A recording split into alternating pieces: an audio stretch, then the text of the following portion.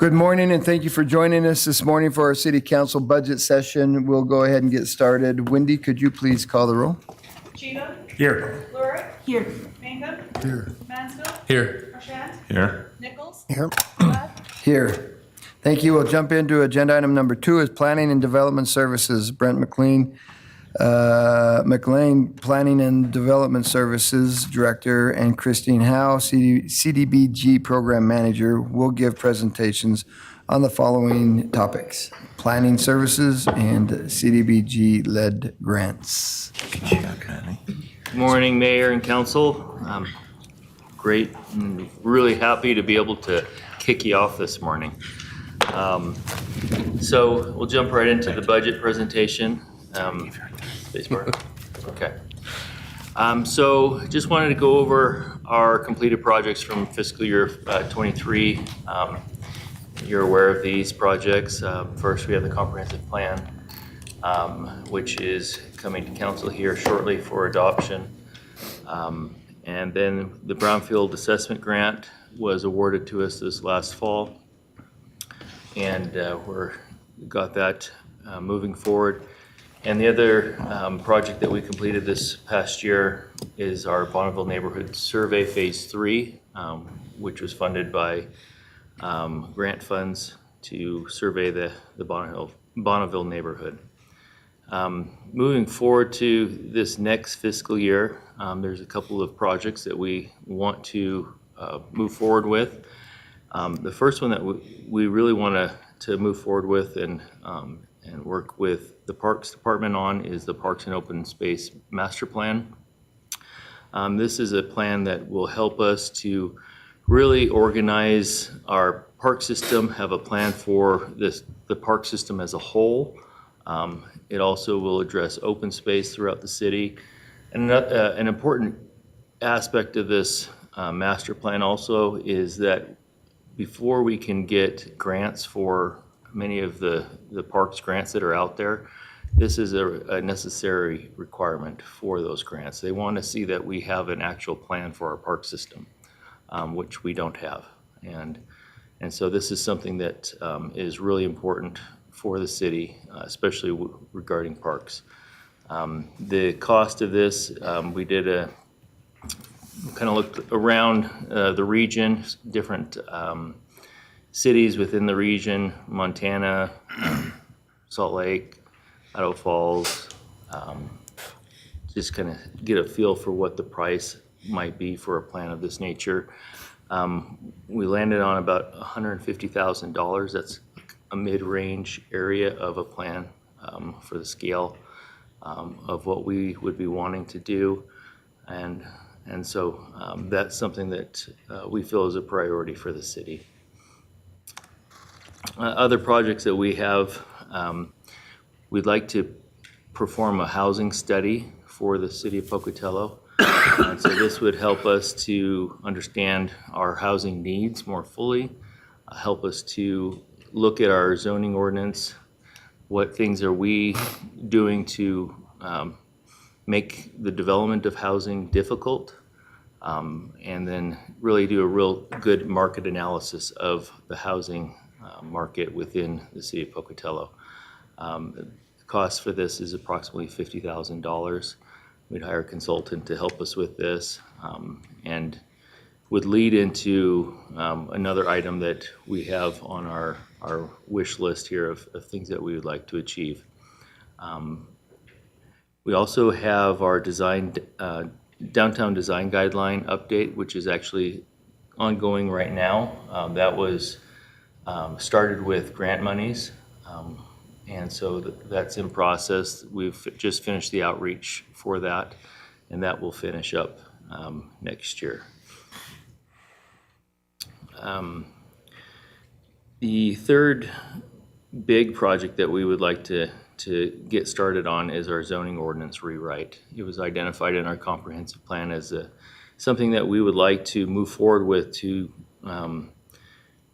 update our zoning ordinance. And it's difficult to navigate. It's something that needs to, we've been going through and doing minor amendments to it over the last few years, But we really need to do an overhaul of that whole ordinance and make sure that it's modern and that it's addressing the needs of the community. And so that we're anticipating, we'd like to hire a consultant to help us perform this task. It's a major overhaul and a major rewrite. The cost for that, we are estimating about $125,000. And that housing study would help guide our residential component of that ordinance. So we can make sure that we are creating an ordinance that will encourage affordable and accessible housing. And then the last thing I wanted to bring up in this next fiscal year is our historic preservation plan update. This has already been awarded to us through grants that we will have funds to perform this plan update. And so we'll get started on that here this fall. Revenue, as far as our revenue goes, you can see our estimated 23 revenue. We anticipate it probably being flat. We don't have a lot of control over what our revenue actually is as far as planning fees and licenses. It's all driven by the market and how many applications we get. If we do have a 3% increase, you can see that number there. But we do anticipate our revenue probably to be pretty flat. As far as expenditures go, we have our fiscal year 23 and our 3% increase for fiscal year 24. I do want to note on the personnel line, it is more than the 3% increase there. During this fiscal year, we have had some of our positions shift from being in the CDBG department to the planning department because of the shift in our grant program. Those shifts should be offset through grant funds. And so the actual expenditures should be, in that increase, should be covered by grant funds for personnel. But that's something that has happened through this fiscal year. Otherwise, our total operating expenses for fiscal year 23 is $923,000, and we're anticipating next year with the 3% increase to just over $1 million for our expenditure budget. And then as far as our expenditures over the proposed 3%, the only real line item that we would have in there is in our operations, and that is for those 3 consulting plans that we are requesting for the Parks and Open Space, for the housing study, and for the zoning ordinance rewrite, and that would be a total of $325,000. That would be a one-time increase to our budget to cover those expenditures. And so that's our ask for this budget cycle, is to fund those three projects and help us to continue to move forward in our planning processes. And you have any questions for me, I'd be happy to answer any of those questions. Yes, Council President Hi, Cheatham. good morning. Morning. And then Brent. Let's see a hand over here. Okay.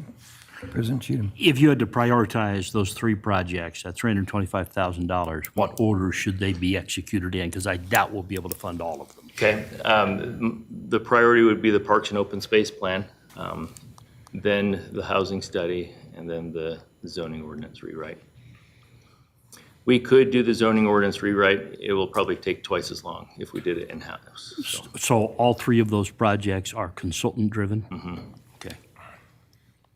and the good thing with that is that it allows us to perform that work without having to hire personnel. That it's just a temporary one-time. We can get them done quickly and then move on, and we don't have to hire new personnel for it. One follow-up, Mr. Mayor. Is there any possibility of grant funding for any of those projects? Not that I'm aware of.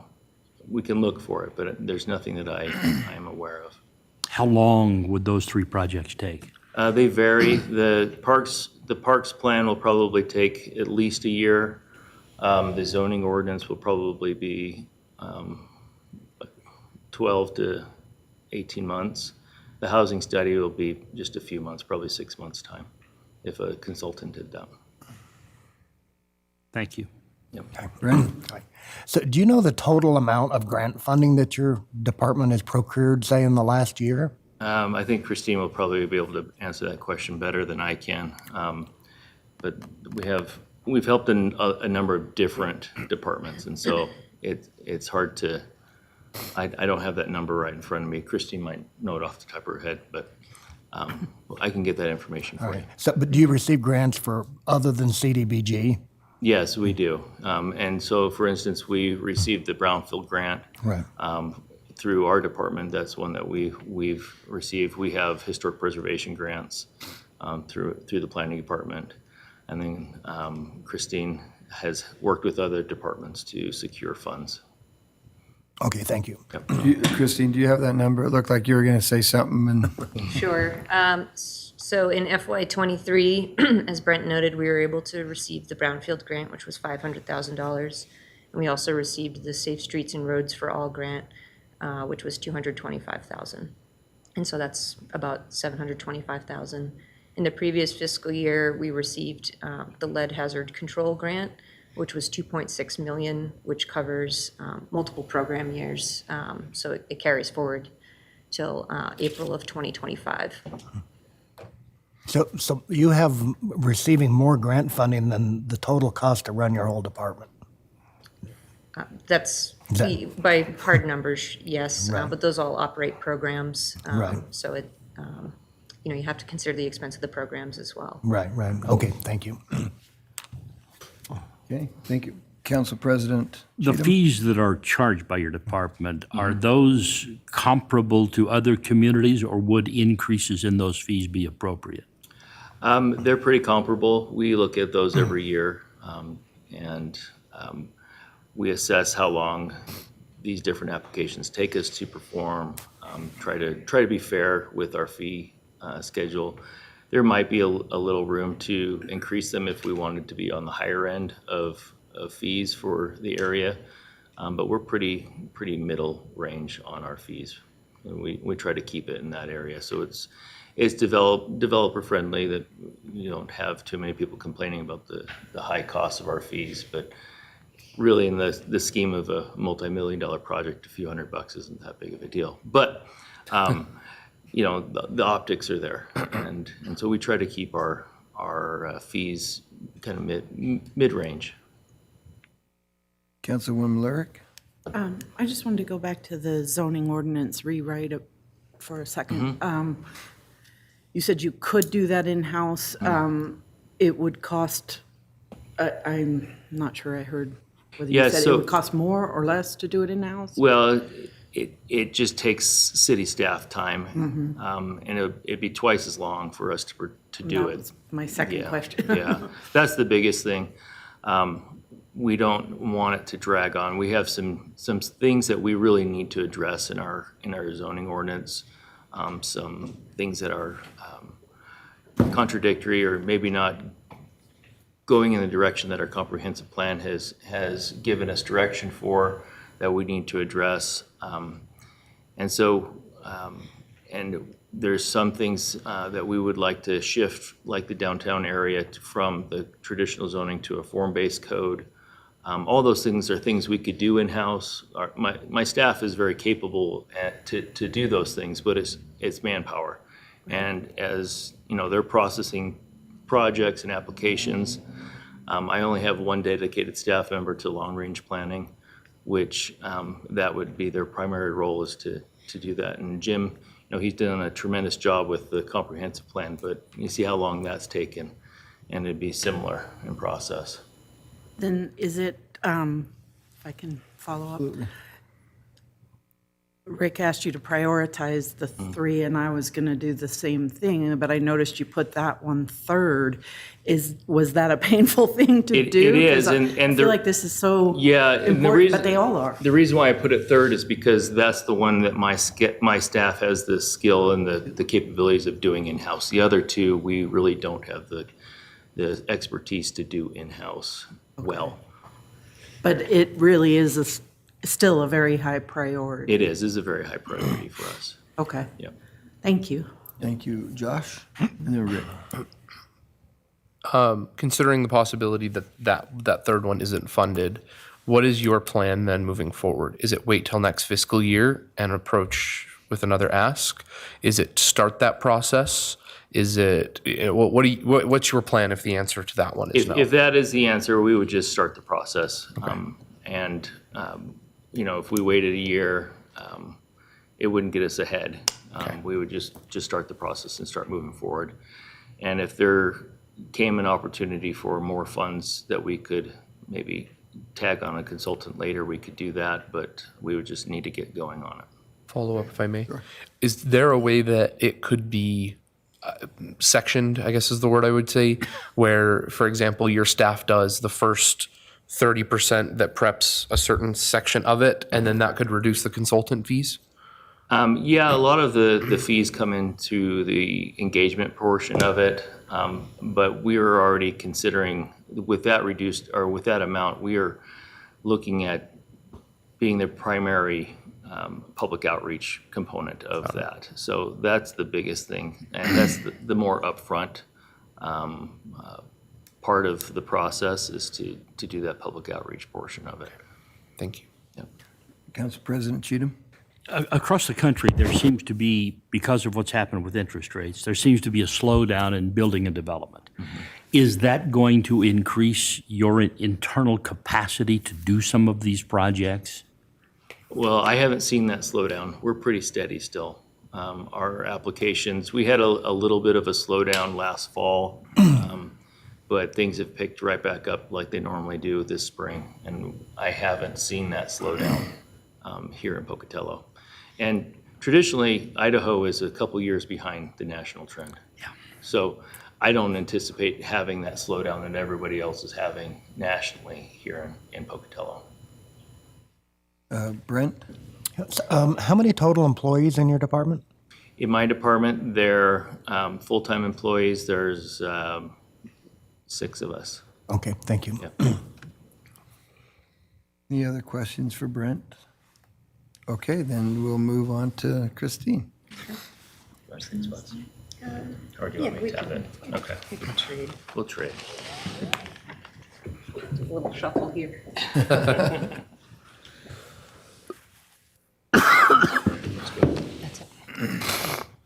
Just trying to get more time to move around. Seriously, there you go.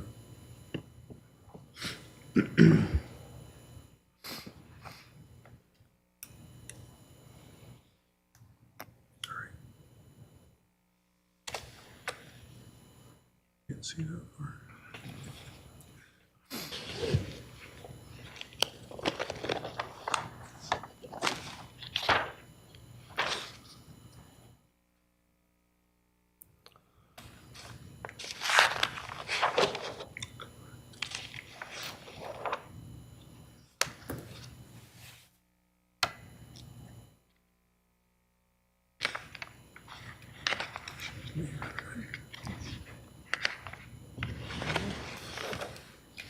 Good morning, Mayor, members of the City Council. Christine Howe, Grants Manager for the Planning and Development Services Department. So this budget presentation covers what we affectionately call our 081 fund, which is our entitlement fund, and contains our grant funding. It holds the CDBG, or Community Development Block Grant Fund program, as well as our Lead Safe and Healthy Homes program. We additionally have added the CDBG COVID funds, which were administered in August of 2020 to the city, and we've included some additional grant funding as they've been awarded. So for completed projects in fiscal year 23, you can kind of generally see the expenditures there in that column, and I typically present this information to the council in April, so you've kind of heard my outcomes and reports regarding CDBG many times in the past. But these achievements are primarily driven by our annual action plans, which are approved by HUD. And so we administer the grant funds to our subrecipients, which are our local nonprofit partners, as well as manage in-house 3 citywide programs that all fall under what we call renewal. And that includes our loans to low and moderate income residents for property rehabilitation work, grants, and then sidewalks. Under the lead hazard control program, those are all grant funds that are administered in-house. And so you can see some of the achievements we had in the last fiscal year. We're able to remediate hazards in 7 homes, as well as conduct lead inspections to determine if there was lead hazards, and attend outreach and education events to provide information on lead-based paint and healthy homes work. And finally, our CDBG COVID funds, we continued to spend down. So we closed out our rental and mortgage assistance program in fiscal year 23, and also provided some public service funding to local nonprofits for them to do some work to prepare for, prevent, and respond to the coronavirus pandemic. In fiscal year 24, we'll continue the work of the CDBG program. We are working toward the goals established in our 5-year consolidated plan that's approved by the council and submitted to HUD, as well as continuing our lead safe and healthy homes program. As noted, that is a $2.6 million grant that we administer over multiple years. And so we'll continue to do that work to remediate the lead hazards in the homes until that program expires. And our COVID funds, we have a little bit remaining. We're hoping to close that out in fiscal year 24. That funding was originally just under $500,000, and HUD had a 6-year spend down on that, so we're just trying to close that out as soon as possible. As you can see, we've also added our EPA Brownfield Assessment Grant that was awarded in fiscal year 23 and has a 4-year period of performance. So in fiscal year 24, we're accounting for that portion of work that we'll be able to accomplish of that total $500,000 grant. So the costs are estimated at $165,000. For the Safe Streets and Roads for All program, we're awarded that in FY23, and that included a small in-kind match portion in addition to the $225,000 in the grant award. So you can see those total costs there for that program, and that should be fully completed in fiscal year 24. Mr. Mayor. Yes. Question about the lead safe program. How much money do we have remaining in that fund, or that is allocated towards that? Sure. I believe we've spent down about $450,000, so we have over $2 million. Okay. And what's the end date? Isn't there an obligation or a program date end? Yes, it's April of 2025. Okay. I had some friends purchase a home who down on 8th Street that they believed had lead paint, and they looked into the requirements and they found that they didn't meet the criteria. Is that the biggest barrier? Is that there are a lot of home buyers who just don't meet the criteria? Is there a way to administer those grants? Does that change? Does those ever get softer as the time goes on? Or is it just we've got the requirements that they have to meet? Yeah, so the primary requirement is their income. So since this is a HUD administered program, they have to be in that low to moderate income range. Fortunately, our income limits change annually, and they've been trending upward, which means that folks earning a little bit higher income can qualify for the program, so we're able to capture more. The other primary driver is that the majority of the homes that we work on need to have a child under the age of 6. Okay. And so those are the 2 drivers with the program. So we do have quite a few folks that reach out. There's a high likelihood of lead-based paint, but they just exceed that income threshold. And so that's been one of our biggest barriers to entry. It especially seems, given the housing market, that the income levels are so low that it's often the case that those people aren't home buyers. That's correct. The program does assist rental units, so if It does? there's 4 or fewer rental units, The tenants have to be at a certain income threshold. It's a little bit lower. It's 50% of area median income. Okay. And there is no requirement to have a child under the age of 6. So we've been trying to do some more outreach with local landlords to hopefully capture some of those smaller rental units.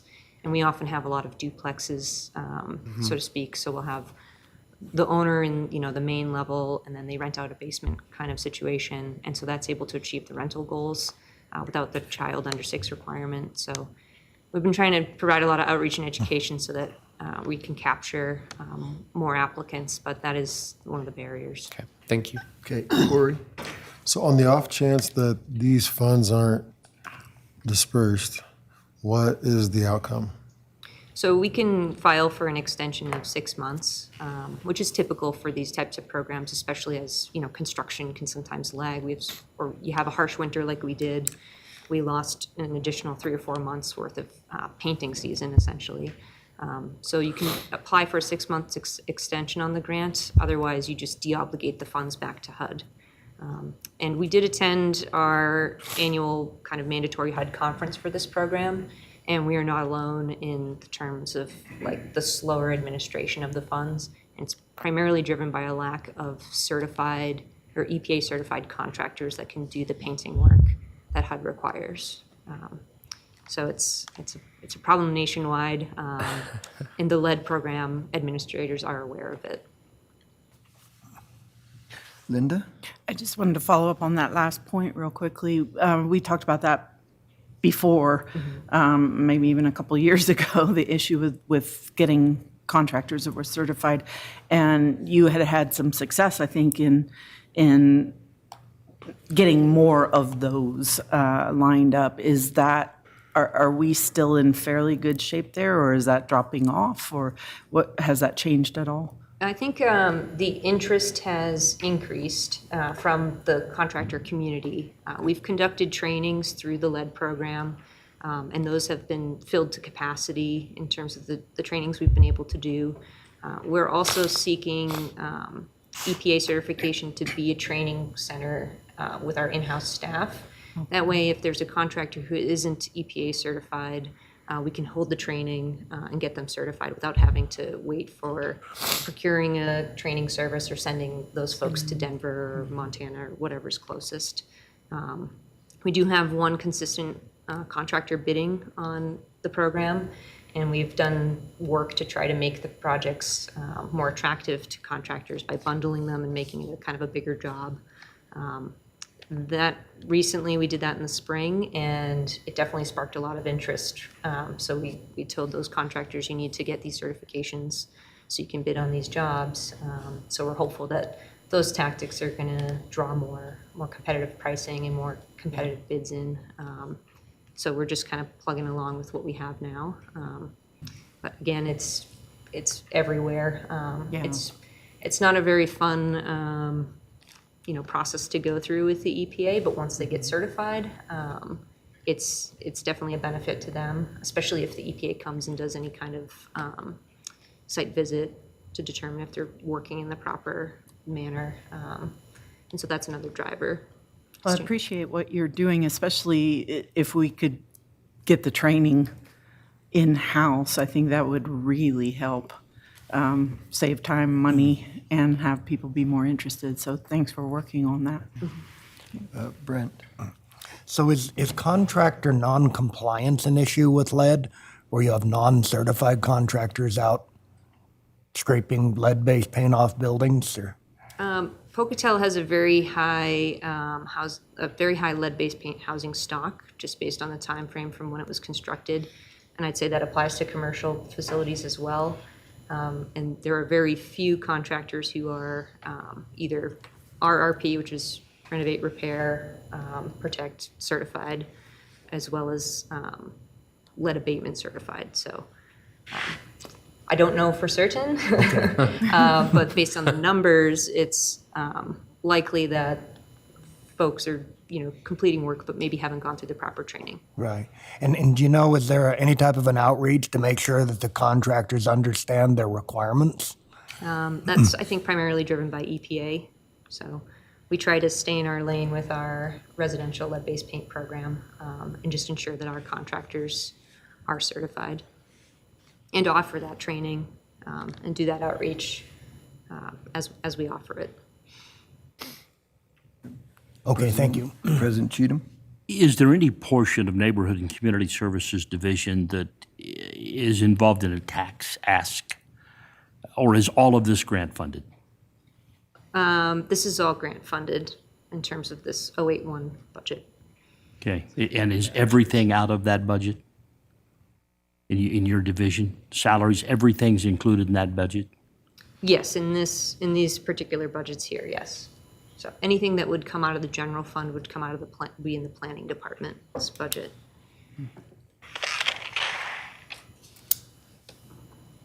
Okay. So revenue for this fund is unique because these are grant funded and they're all funded on a reimbursement basis. So as we spend down, we then have to submit the documentation to the granting agency to get reimbursed, and then those funds are transferred into that revenue account. So there will never be a situation where the expenditure from the grant budget does not match the revenue. And so these were all budgeted to mirror that expenditure request. And so you can see here that FY24 line on expenditures, as I said, is identical to the revenue line. We did break out the personnel expense. The grant budgets are kind of locked in based on the allowable program expenses and a period of performance. So they aren't budgeted out on a projected increase at, say, 3% or 5%. They're budgeted out based on the original approved grant award. So when you see everything below that personnel line, those are essentially locked in grant amounts that will carry forward or adjust slightly based on the period of performance. The personnel does include the 3% increase, as that is for the city staff and salaries, and includes benefit costs as well. So that increase is applied. Otherwise, those staff would not get step grade changes or benefit changes and wouldn't be able to fund it. And that's it. Questions, council? Corey? Approximately how many grant applications are you submitting annually? Annually. It truly varies. This current fiscal year, I'd say, is unique in that we've submitted,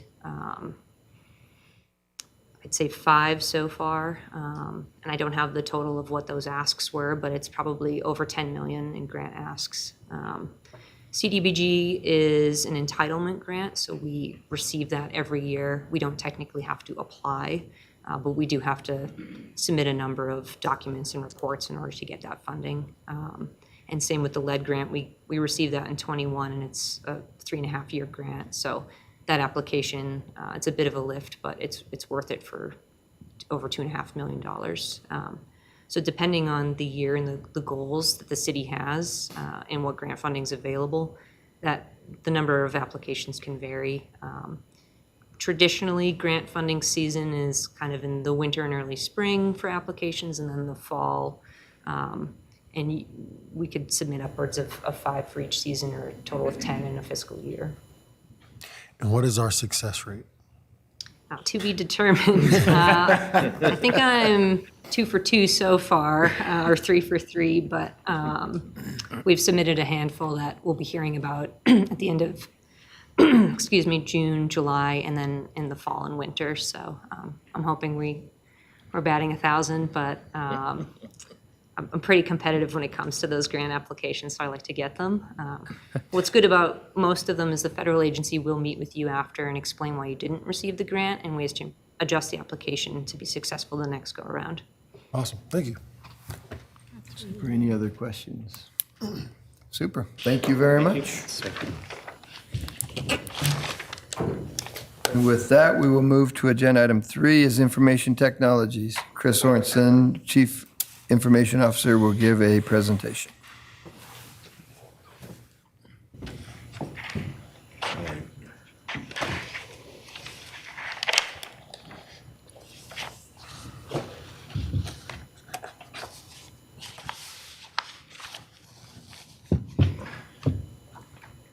Good morning, Mayor and Council. Thank you for the opportunity to discuss the budget requirements for the Information Technology Department. I am Chris Sorensen, the CIO for the city.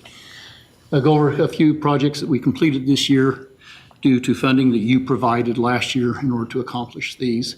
A couple of these are in support of other departments, but IT plays a key role in it.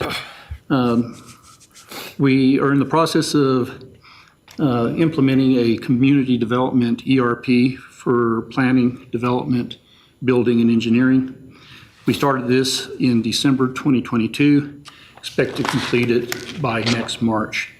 The original cost of the project was $208,000 with a continuing revenue stream of about $20,000. That $20,000 will be offset by canceling the current project software that we use for doing much of this. We recently completed a phone system upgrade for City Hall, Police Department, and the Water Department. This brings most of the city under a single vendor for telephone services that are hosted in the cloud.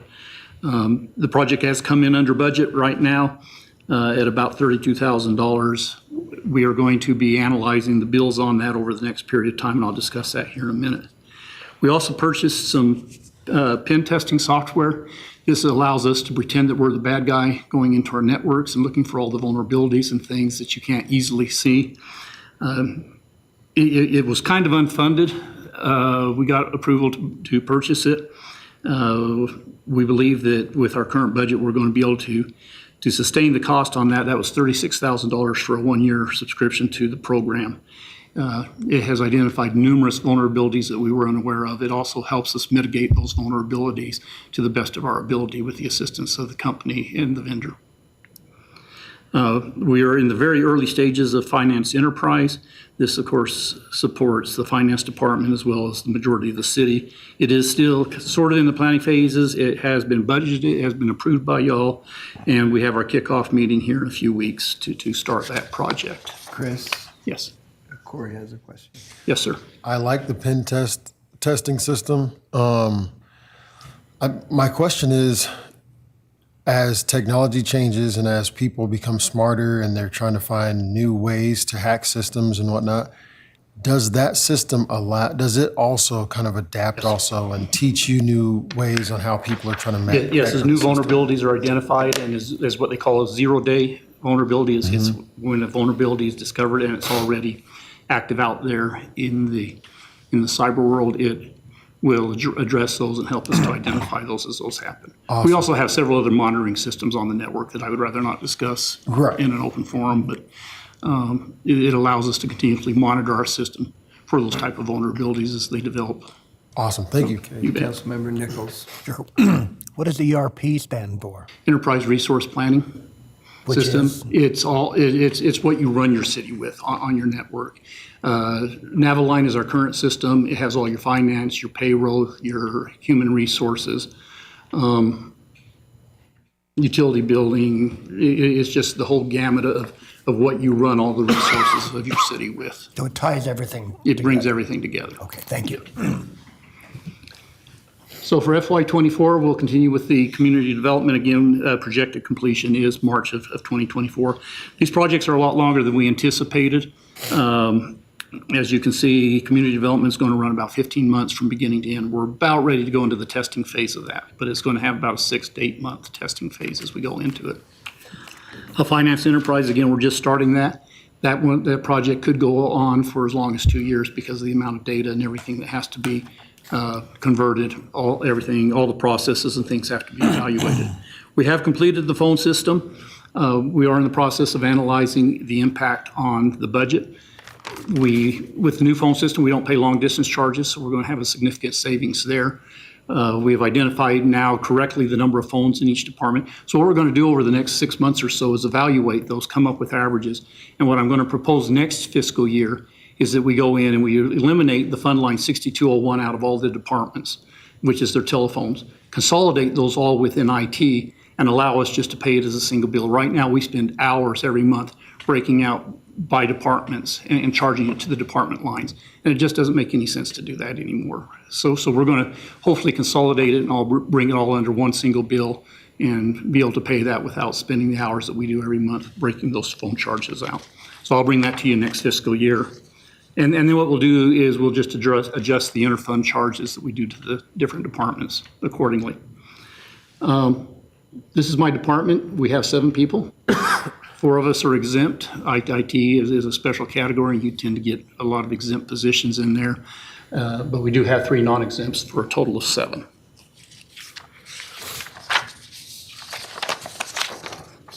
This is my revenue stream. Again, IT is 100% interfund paid. So we have a rather extensive formula that we use to calculate what we charge each of the departments for our services across the city.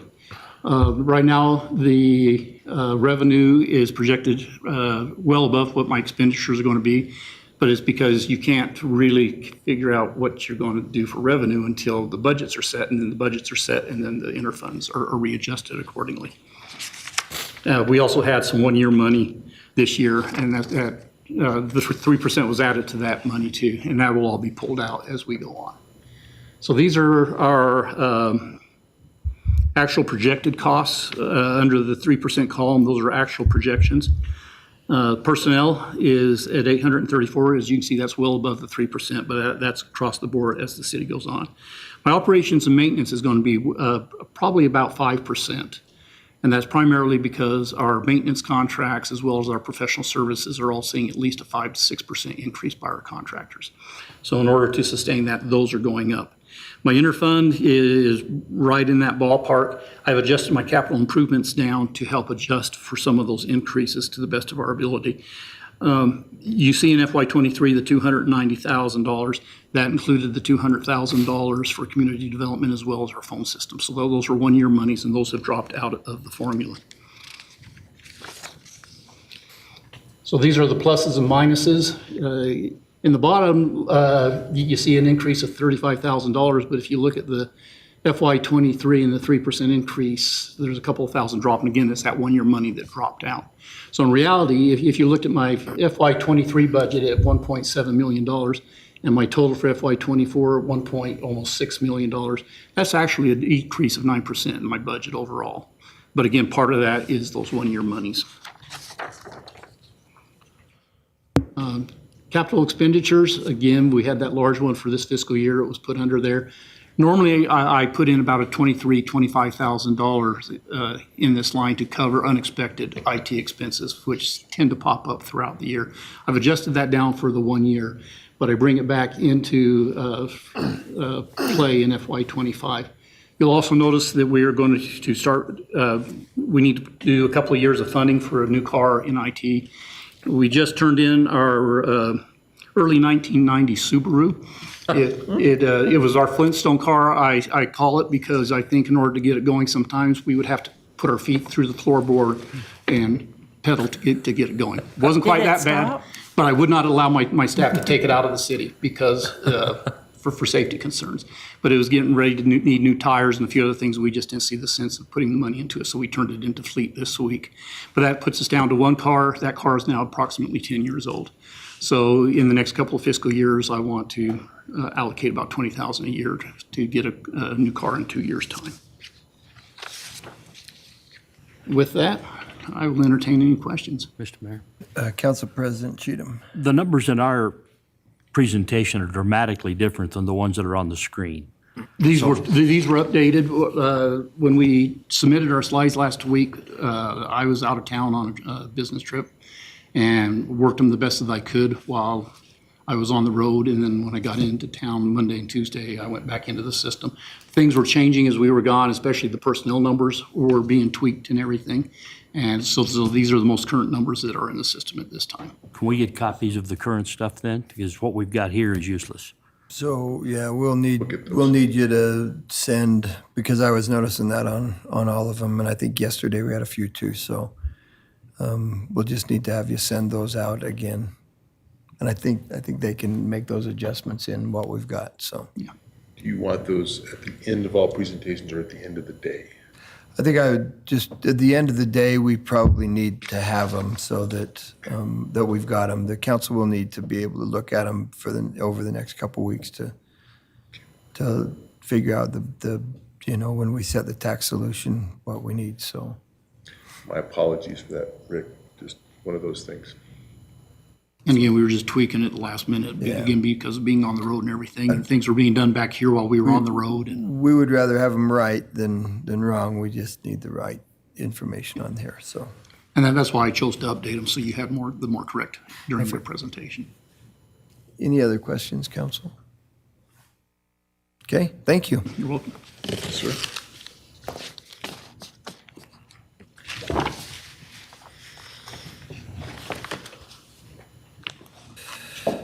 Then we will move to agenda item 4 is Mayor and Council Department, and Nichols, Administrative Services Manager, will give a presentation.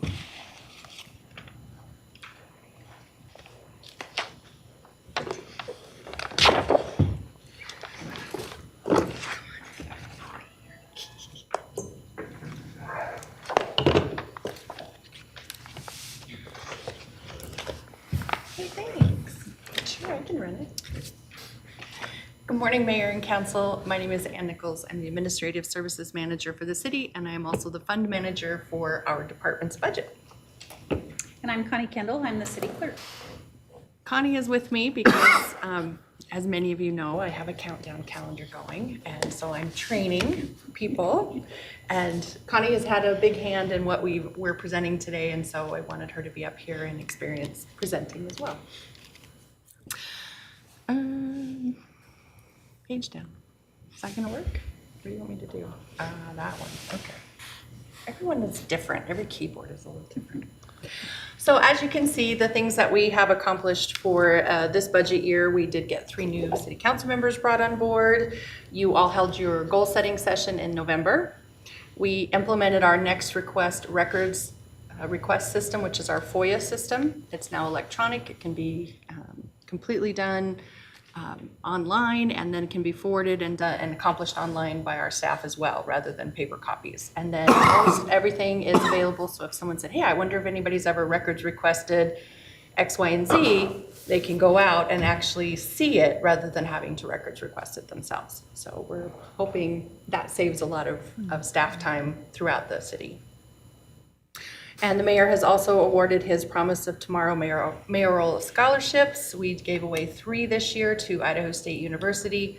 These scholarships are fully funded by donations and completely run through the Chamber of Commerce Education Foundation. So it does not pass through the city. It's not city money. It is strictly done through a donation system.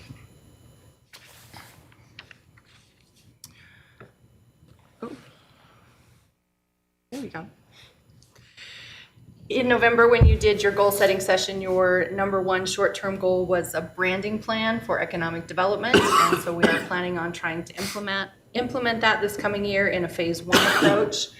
We want to go out for an RFP or RFQ for the marketing consultant that would come in, meet with all the stakeholders, meet with all of you, meet with staff. We want to make sure that the community is involved in the rebranding process, and we are asking for $100,000 in order to be able to hire that individual. In the coming fiscal year 2025, we would be coming back and asking for an additional $100,000 to $150,000 to then do all of the wayfinding, letterhead, and anything else that we need that would completely eliminate the current logo that we have and re-implement the brand new logo system that you all would approve. So we're trying to do this on a phased approach rather than all at one time. We are also going to be continuing your desire to do quarterly, at least, town hall meetings. We do have the next one coming up in July. We'll be advertising that shortly. And then another one of your goals was to identify and pursue non-tax revenue enhancements. This would be hopefully permanent revenue solutions. As we all know, grant funding is great, but they're one time a lot of times, and they're not usually always for personnel. So we need to find something that is sustainable for the city long-term rather than just hoping for grants and operating that way. Here is the number of staff members that we have. It has not changed in many, many years. Our revenue stream mostly comes from the administrative support, because we don't make anything, we don't charge anything. We can't charge people per call, we can't charge people per service request. On occasion, we can charge people for records requests if they're incredibly time consuming, but otherwise, there isn't anything that we can actually charge folks for. We do also get the beer, wine, and alcohol licensing money, because by state code, the city clerk is the one that has to sign off on those, even though the police department does all the work. And Connie just signs them at the very end. We get the $60,000 attributed to our revenue stream. And I have not changed that because that number continues to be a good number, given that some of the licensing requirements don't allow us to give new licenses out. So we are continuing with the same amount of money with that. As you can see from our expenditure chart, we are increasing our budget. A lot of that is coming from personnel costs, increases projected for all of you, increases for step and grade movements for the staff. And then in our operations budget is the $100,000 for the marketing consultant for the branding, as well as a small amount, given that this is an election year coming up, we need to do a new city council photo potentially. So that's $100,000 plus that we're asking for. Overall, if you look at just the maintenance and operations budget, it is a large jump. But if you were to take out the marketing and the city council photo, it actually is a 2.7% increase in the marketing, in our operations budget increasing. Overall, including personnel, and if we were to get the marketing money, it is a 25% increase in budget.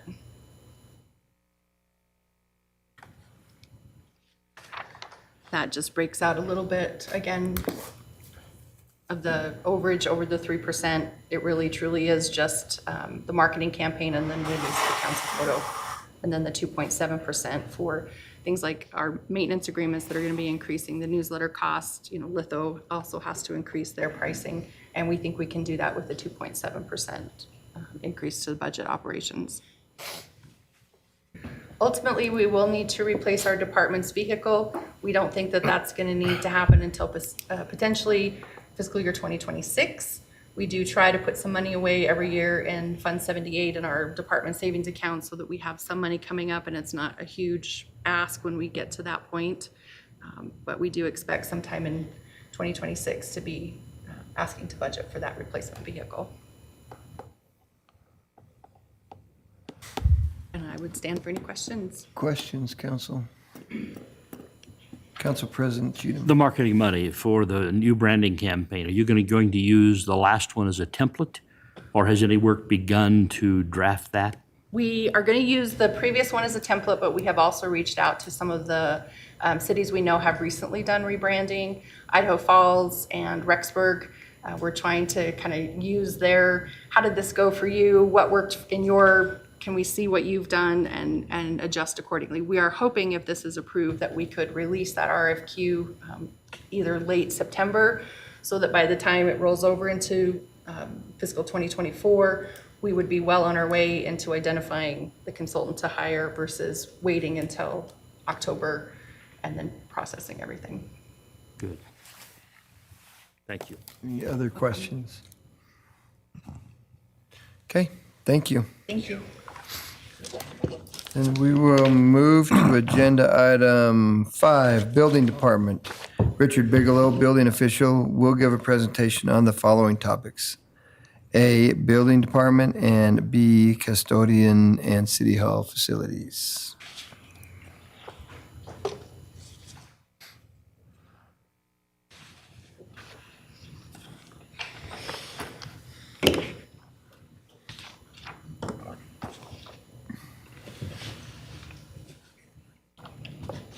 Good morning, Mayor and Council. I appreciate your time to give this building department presentation. So our objectives and outcomes for this year, like Chris said in the IT presentation, we've been working on implementing the new software for our permitting. That's going to streamline and make it easier on the contractors, where they can do all their permitting from either their phone or their computer, schedule inspections from their phones and computers and just help them keep us up to date and just be more efficient. Our personnel, there's currently 6 in our department. 1's exempt and the rest are non-exempt employees. And then we don't have any seasonal. You can see by our revenue, we're down a little bit from from last year.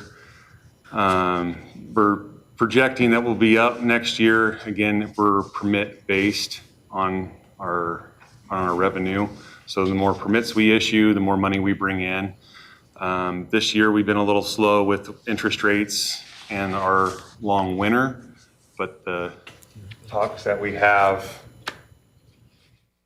are with the builders are looking like we're going to have a fairly decent end of our year. So, and these are our expenditures. We're seeing a little bit of a downturn on that on our interfunds, so hopefully we'll come in on that. And just to give you a different number than what's on the slide, let's see, where did I put it? FY22, we brought in $976,823 in our so we're down just a little bit, about 75,000, or no, I'm wrong on my math, but we're down a little bit on our numbers, but the money that we bring in, since we are fee-based, is less than our operating expenditures.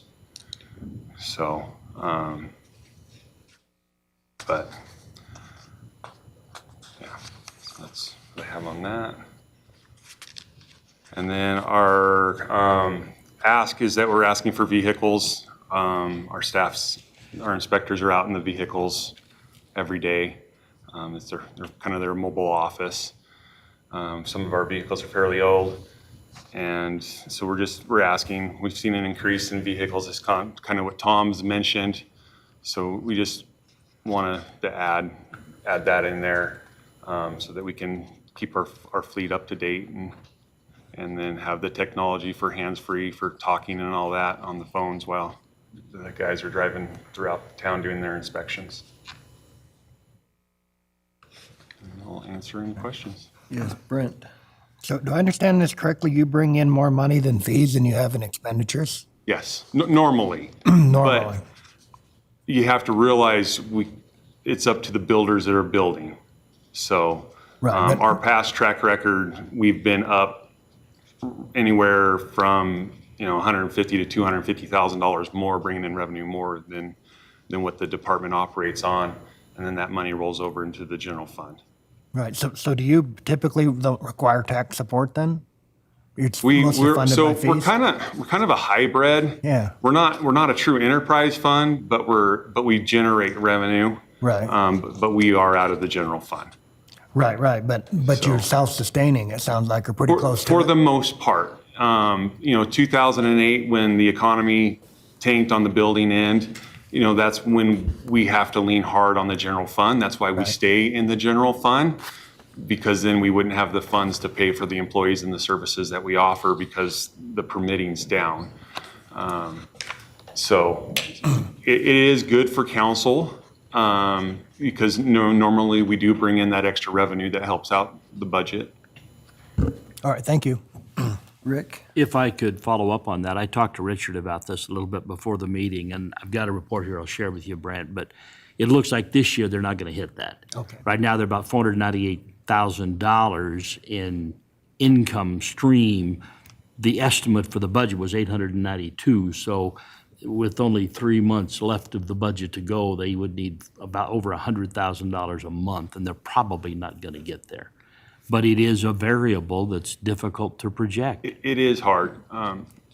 We do have some big apartment complexes that we haven't had the applications come in yet, but they've been into our site plan development meetings talking about those. If those projects come, there will be significant increase to our budget. like yesterday afternoon, our inspectors had 25 inspections just in the afternoon. So things are starting to pick up. We do send out our monthly reports to the council to show how we're doing and the revenue that comes in. But unfortunately, it's out of our hand. We would love to say, please come build. We do everything in our power to help the builders try to streamline their permitting process and get the permits out quickly. And like Morton Buildings, they loved working with us, and that was a great project. And so, Pocatello is getting known as a municipality that is willing to work with the contractors, and we strive to continue that so that we can continue to see the growth and the revenue increases from that. Right. Thank you. Josh? What does a typical residential home bring in a permitting fee? And then same for, Well, What's a typical? I don't know. I mean, that's, I have no idea how to conceptualize. so what we get paid the for this, majority of the permit fee is the capacity fees. though. Okay. So a house can be anywhere. Like when I built my personal home 3 years ago, I think my building permit was for $8,000, maybe $9,000, and it was like $900 was the building permit. The rest of that fee was the capacity fees for the water and sewer. So we did start 3 years ago charging a 35% plan review fee, which the city didn't do in the past, which had really helped out bringing in revenue to help cover the costs of the department. But where the city does really well is on our commercial. And the revenue is included in capacity fees. That's a big part of that revenue. Yes. Okay. Any other questions? Council President Cheatham. To expand on Josh's question, I think it's been 3 years ago, Richard and I sat down and spent a really interesting afternoon trying to understand what the fees are and how they're collected and where they come from. Because, I go through those monthly reports we get, and they don't look right. We got more here, but we got less income. And I thought, what? And it's an interesting couple of hours to sit down and try and understand plumbing and electrical and all the various fees that are charged and how they're assessed against a specific project. Because you can't take the numbers here and divide by here and get this. It's different every month, depending on the kind of home, the kind of construction, whether it's an apartment or a townhouse, and then they get a permit to build, and then there's an electrical on top of that, and then there's a plumbing, and then there's a connectivity fee, and it's complicated. It really is. And we're seeing a change. Last year we had multi-million-dollar homes being built here in town, and several of them. And now we're starting to see the push for the 1,000, 1,500 square foot home that's selling for $330,000 due to interest rates. And those homes are moving quickly. The higher end homes, unfortunately due to the interest rate, they sit a bit longer. I mean, there's still the clientele to purchase those. They're just sitting a little bit longer. So, and all that plays into that graph. We probably do need to do a study of what our fees are, but we just haven't been able to because we are a very small department, and with the way the interest rates were and people were putting houses in the ground as quick as they could, we were just trying to keep our heads above water. So it is something that we want to do is look at our fees and maybe in the next year or two adjust our fee schedule. Corey? When was the last time that the fee schedule was adjusted? A long time ago, other than the residential plan review fee, which was just done about 2 or 3 years ago. So it was before my time since we've done that. Rick? One last point I want to make. This project that's going up by the fairgrounds, 480 doors, as I remember, in that total development. Be somewhere in there. Rod Furness was here a couple months ago and talked to us about that. And Rod's in the legislature, so I've spent some time talking to him. And he's one of the developers who is really keen on what Pocatello is doing, whether it's planning and development, engineering, building, all the various departments that make this work.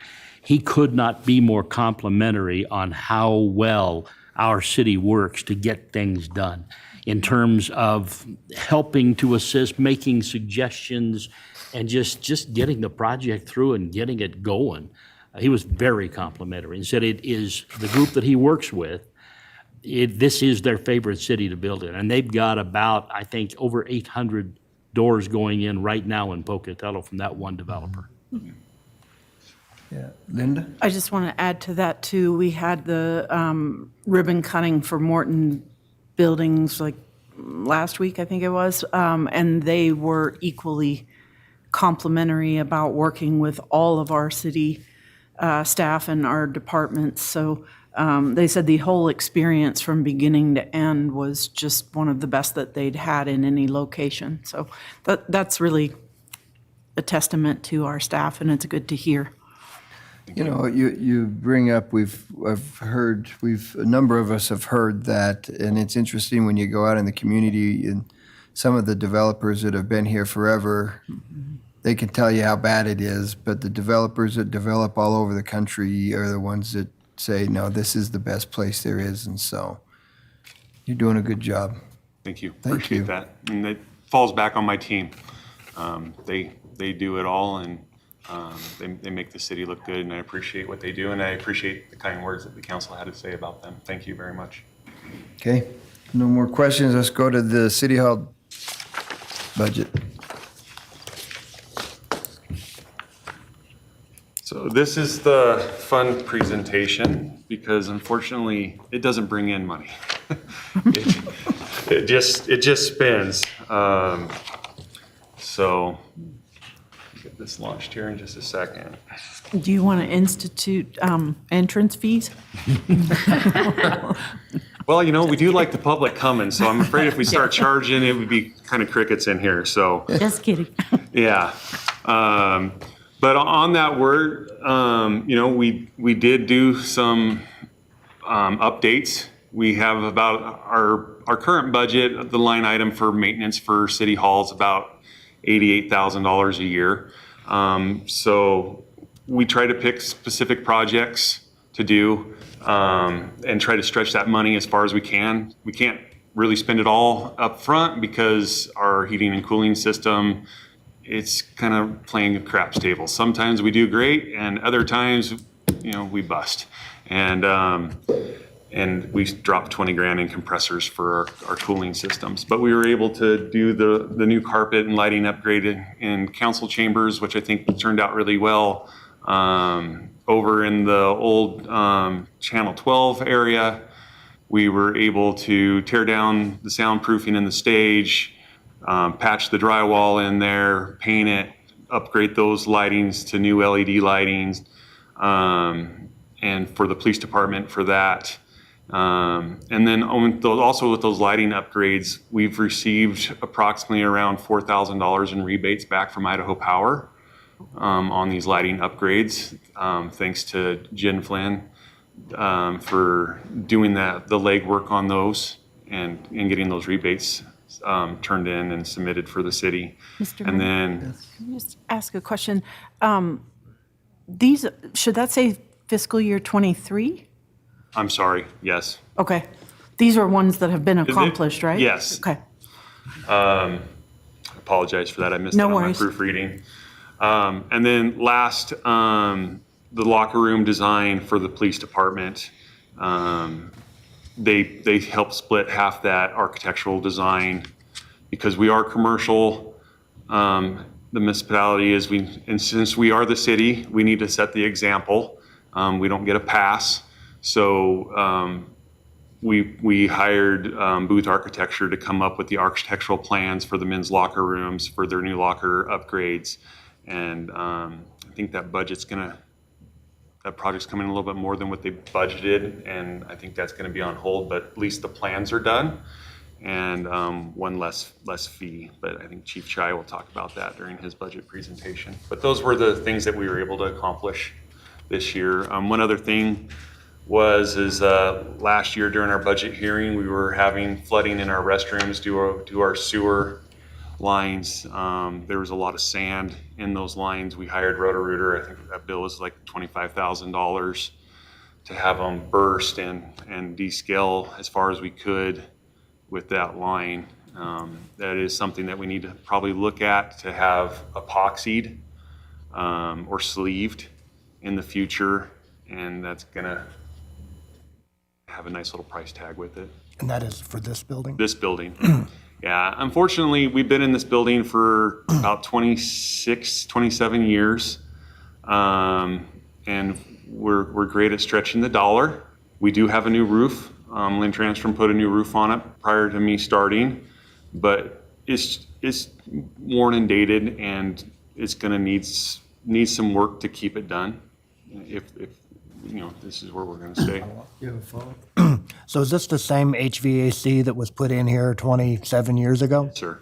Okay. Well, it would be prior to that. It'd Prior be to that, right. when it was built as a grocery store, and I'm not sure how long ago that was, but there was, you know, some ductwork ran when the city came in and updated it, but very minimal. Right. So it's not energy efficient at all. Like our gas bills, like we were $2,500 a month this winter, just in our gas bill. So do you anticipate at some point the whole HVAC, at least the air handlers and the rooftop units will need to be replaced? Yeah, and that's going to be an engineer design. I did talk to an engineer 2 years ago, and he wasn't very interested because they're project fee based on their design. And I was trying to get him to give us a consult to see how much that was going to cost, and it didn't go anywhere. But I figure it's going to be at least $1 or $2 million, because you got to drop all the ceiling tile and the lighting and move employees, and we're going to be in here with scissor lifts and setting new rooftop units and all that. But we have a very outdated system. We're on the old gas for the compressors that are outdated, so it's extremely expensive when we have a leak or we lose a compressor to get that fixed. Right. Okay, thank you. So it's unfortunately it's a ticking time bomb. We milk it as far as we can, but sooner or later it's going to say surprise, and we're going to have to go to reserves or something when our system does fail. Yeah. Corey? So I imagine it's the answer to my question is probably HVAC, but what is the most pressing maintenance concern or issue for this building? It's HVAC and our plumbing, our wastewater. So, we do the best we can. The company that runs it, they are phenomenal at working their magic and extending the life of our equipment.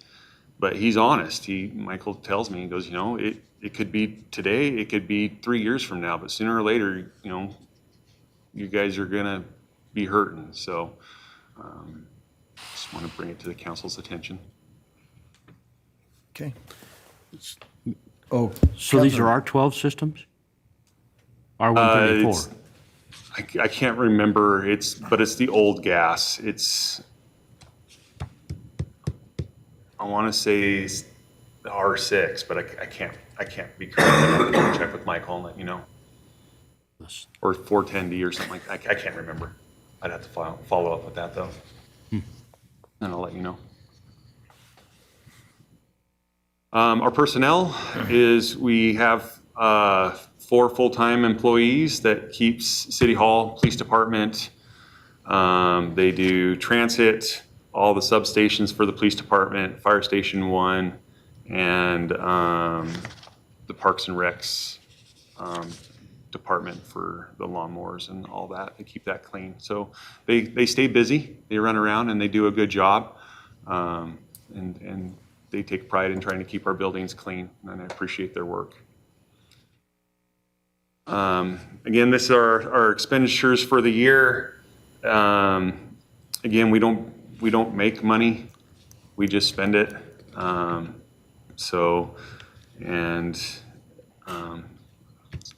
That's what it is. So.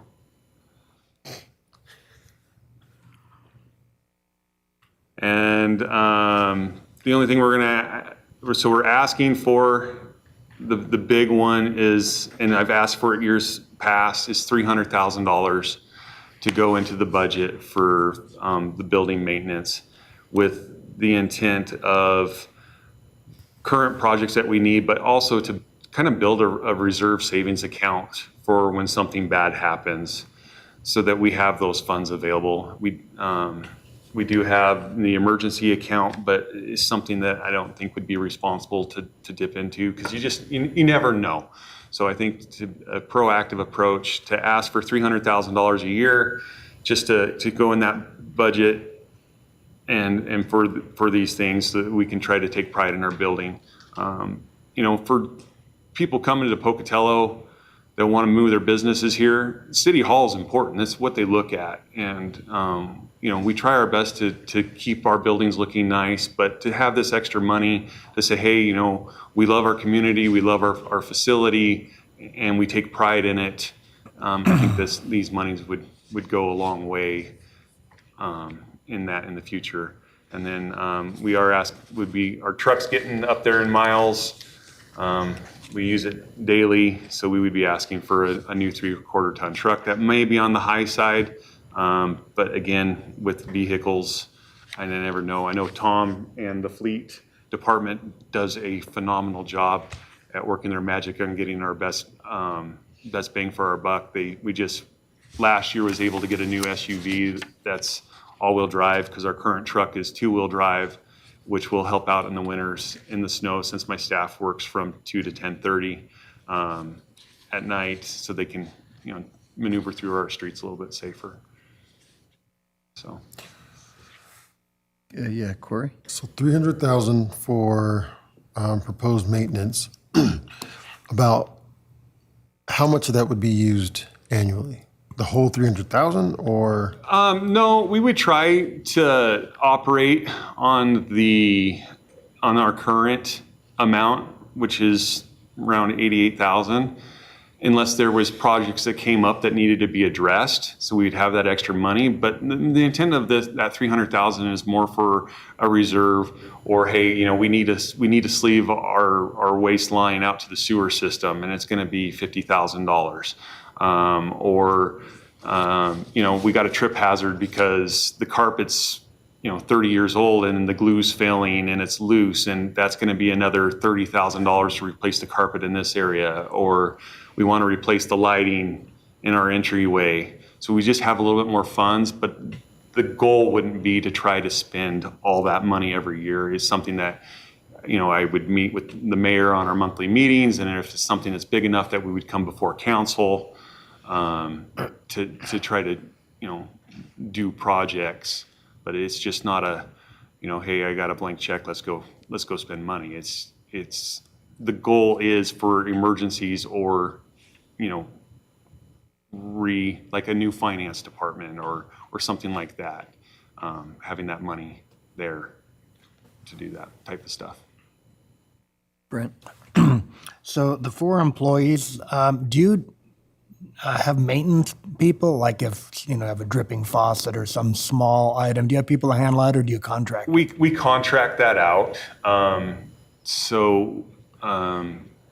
We try to help. My electrical inspector has helped out in doing some stuff. My plumber, like we just did the update to the break room, and my plumbing inspector hooked up the faucet for us and the ice machine. We try to do things like that. I try to do a lot of the maintenance as time's permitted, but certain things that we just can't do that, we do contract out. But So you don't have a dedicated no, we small don't. maintenance But person that or would anything?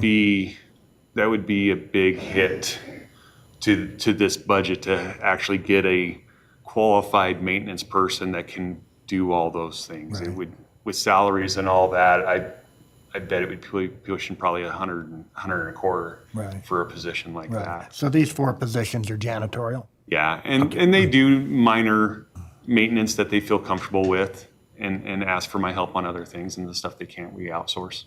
Got it, thank you. Yep. Councilmember Mangan? So 100 and a quarter approximately for salary. Salary But- benefits. And benefits, right. So essentially, we're outsourcing most everything else. And so outsourcing eats away at that amount. That's pretty expensive. It does, but, like Roto-Rooter or any other plumbing companies that would come in and do work for us, you know, I think like our last bill for Roto-Rooter was like $2,500 to come and fix something. So, you know, we are able to do a lot in-house, but there's just some things that we don't. And it would be nice to have that position, but again, it's all a tax ask. We don't generate revenue, so we just don't ask for it, and we try to do the best that we can. You would still have those Roto-Rooter bills, though. Yeah, there's some stuff like that. And the You're not gonna do away HVAC, with those. the best part would be for like, you know, a ballast goes out in a light fixture. He could, you know, that position could do that, or, you know, change the flow controls on an flushometer on a toilet or something like that. That person could do that. But at the same time, they would be more of a cleaner than a maintenance, because those don't happen every day. And the other problem is we're currently looking for a senior housekeeper, and, you know, so far we haven't been able to find, we have an open position for that. So, we had somebody quit and we haven't been able to fill it yet. so as a senior housekeeper, could we kind of integrate both of these positions into one to where that person's doing maintenance plus to the senior housekeeper? Because like, I can change a ballast myself, you know what I mean? But if I work for a company and you outsource me to come in, I'm going to charge some additional funds for me to have to come in and do that. So if we have somebody in-house who can do that work and fit both of those positions, some stuff is going to have to be outsourced, like the mayor said, the Roto-Rooter and, you know, certain other projects. But I mean, if we can do it in-house, it makes a lot more sense. We used to have that. We had some employees that worked for us that no longer work with the city that did the maintenance end on it. But trying to find with what the positions pay and trying to find somebody to fill those positions are really hard. Someone that has the maintenance background along with the janitorial background. And again, we've been advertising for about 2 months now for a position, and we've had a couple interviews, but nobody that we can fill the position with, unfortunately, yet. Is there any indication as to why we can't fill this position? Is it the pay? Is it the job just sucks? They don't. A lot of that's the hours, the 2 to 10, 10:30 at night is kind of you know, people want to be home with their family at night. But it's just hard. The reality, when you have a, 2.3% unemployment rate, it's tough to find people, Sure. Yeah. regardless of what the hours are, regardless of what the thing is. It's just, I mean, I we're in think, the same boat as all the businesses out there that are trying to hire people. They're just tough to find right now. I think the pay for that position is well. So it's just like like the mayor said, the unemployment rate. I think it's just a tough market right now. Any other questions? All right, super. Thank you, Richard. I think that's it. Thank you very much. I appreciate your time. Yep, thank you. Okay, before we move to Public Works, we're going to take a break. So we'll be back in a few minutes.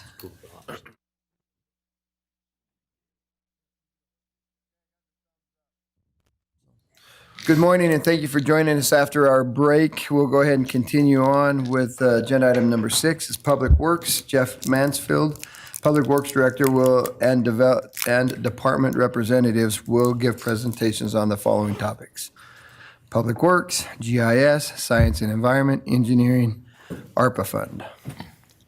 Jeff. Good morning, Mayor and Council. Thank you for this opportunity to be here and present on these budgets.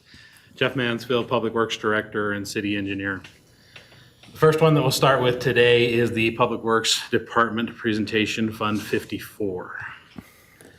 Some of the projects that we've completed on or worked on in FY23 include our just standard normal day business of responding to legal concerns, public records requests, phone calls from residents, and also city source issues that we might have.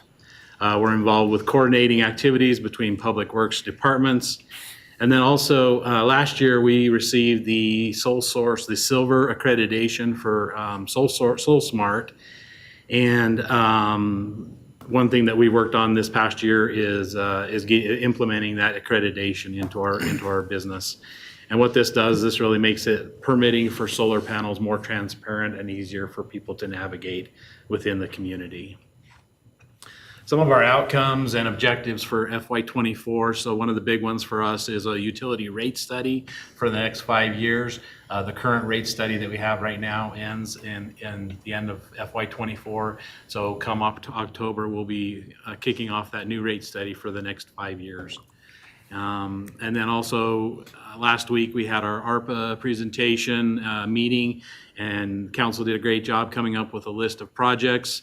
And hopefully over the next year, we'll be working on implementing a lot of those projects and getting those rolling. So, and then also, Jeff, on that, will you remind me of the time frame that those monies have to be obligated?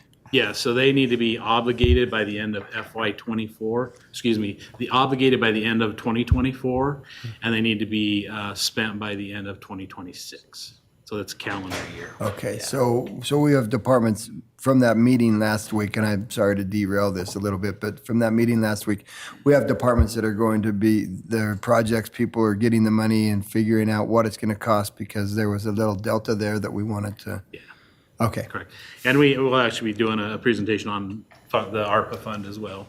So, and then also, so another objective that we have for this coming year is to kind of re-implement the energy task force, get them back together, and find out if there's some projects out there that we should be pursuing or some grant funding that we can be pursuing and implement those into our everyday operations.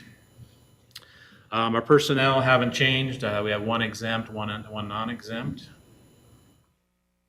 Our interfund revenue is $354,000, and it matches our operations. That revenue comes from streets, sanitation, water, and WPC. So our expenditures, you've got your 3% increase in your you got your increase in your personnel based on the pay plan. We've got a 3% increase in our operation and maintenance. Our interfund transfers went down a little bit, and then our total operating expenses went up just a little bit. And with that, I'll stand for any questions you might have. Any questions, council? The one thing I have, once again, these slides, if Jane, you just want to make sure you'll work with Connie and get these sent out to everybody because we got to make sure they've got the same thing. We got a Council President Cheatham and then Brent Nichols, Council Member Nichols. Your Soul Smart accreditation, has that been successful? How many people are putting in solar panels? I don't have any information on that. I can look into that and get back with you on it, but I don't know the answer to that yet. Thank you. You know what, when he mentioned that, I started thinking, and I'm seeing a lot more solar panels on houses since they did this than I have in the past. I haven't seen any, that's why I'm curious. And I don't know if it was because I knew it was going on and I'm looking, or if there's just more people, so. Brent and then Linda, sorry. Just put one in. Could you just give us just a quick overview of what all it is your department does? Yeah, so as the Public Works Director, I'm over all of the Public Works departments, which would include streets, sanitation, fleet, I'm gonna miss one, water, WPC, engineering, science and environment, GIS. And so anything that has to do with Public Works is my responsibility. And then I have, Tom is the Deputy Public Works Director who oversees the streets, the sanitation, and the fleet. And then I have department heads over the departments that also oversee those departments. So, yeah. Perfect, thank you. Super. Any other questions? I just wanted to respond to Rick's point. I see them everywhere. It depends whether you're really looking. I mean, not that you're not looking, but if you're specifically looking for that, you can see them everywhere. I see them on commercial buildings and homes. But just looking at one group in the community that did a project a couple years back, Solarize Pocatello, the first year they did it, they were a middle person, so to speak, just working with a company that did put the solar panels on houses. They just sort of implemented it and got a group discount and everything. And they got almost 100 homes the first year. And they've done it since then, and that's just houses. But they're everywhere. I see them out on in rural areas, like you can see freestanding arrays. I see them in Chubbuck, I see them in Pocatello, I see them out in Bannock County. I think it's because I just knew it was happening. I've noticed them, but Right. I think, yeah, if you weren't thinking, I wonder if this is going on, you're not looking, so. Yeah. You'll probably start noticing more, Rick, because we had this I've looked around discussion. my neighborhood and there's zero. Yeah, look None. around some of your neighborhood doesn't have as many as I've seen, but My a lot of neighborhood them. everywhere. Yeah. College neighborhood, you're getting a lot of them. Through the Alameda area, I've seen an awful lot as well, so. Rural areas, if you drive out like Marsh interesting. Creek area, there's houses and, outbuildings and stuff with solar panels on them now. A lot So, of newer houses are actually getting them installed right when they get. Yeah. When they get put on, so. yeah, so It's interesting. more than we Yeah. might think. Yeah. Yep. Any other questions? Okay, then, thank you, Jeff. Let's bump GIS, Ryan, and let's get Hannah up because Hannah has interviews and stuff that she's in the middle of if that works. Okay, or do you want to first? Let's do science and environment. Thank you. I saw Hannah run back in, so I thought, well, we'll see if we can. Okay. Interview went faster than expected. Good. All right, good morning, Mayor and Council. Hannah Sanger, Science and Environment Division Manager, with our budget presentation. So last year, this year, we've done a number of projects. We thinned junipers on the city-owned gullies on the East Bench. That was grant funded. We did a number of we've been contacting the owners and starting inspections of new private stormwater ponds. This is a stormwater permit requirement, so ponds built since end of 2019, early 2020. We will be installing river access at the Batiste Bridge and Douglas Lane. That will include parking lots. That is grant funded. We've been working on design and grant writing for Centennial Park and the South Valley Oxbow project. And then we hosted the Portland Valley Environmental Fair. So, and then next year, we're going to continue to work on Centennial Rainy Park planning and grants. So hope to get it ready for construction. We'll work on the Oxbow project planning and grant writing, submitting those grants. We'll do additional juniper removal.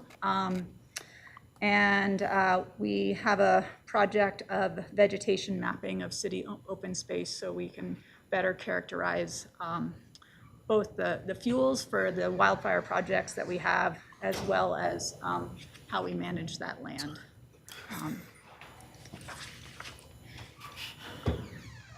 Any questions? Our revenue, primary source of revenue comes from WPC and water. And then our stormwater co-permittees, that's Chubbuck, Bannock County, ISU, and ITD, contribute about $55,000. We are expecting about $360,000 in grants for next year. We have no permit money, and we'll use about $50,000 of reserves to do some stormwater mapping. Question, just back on the back slide, I see the stormwater co-permittees. Yeah. That's going, why is that going down? Oh, because it had the wrong number. So we set a price about 4 or 5 years ago, and I never had changed it in the budget, so I finally corrected the budget. So my next question is do they pay enough?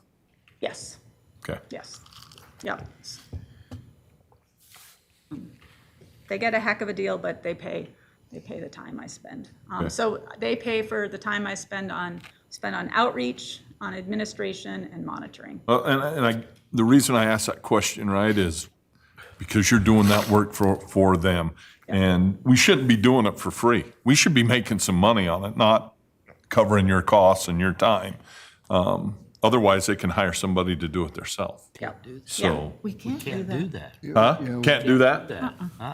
Well, that's make terrible. money. That's terrible. Can't make money. Yeah, we Can't can- make money We can on cover it. our costs. Maybe So- they should hire their own people then. Well, it's a good deal, Got ya, I because got ya. otherwise I would spend this money Right. without reimbursement, so it's nice I to have get it. reimbursed. My bad, I'm sorry. Okay, it's a good But question. I think your point is they need to pay when. they Well, need I to just, pay, you and- know, we do it, we do do it need with to pay. building inspectors, we do it with everything.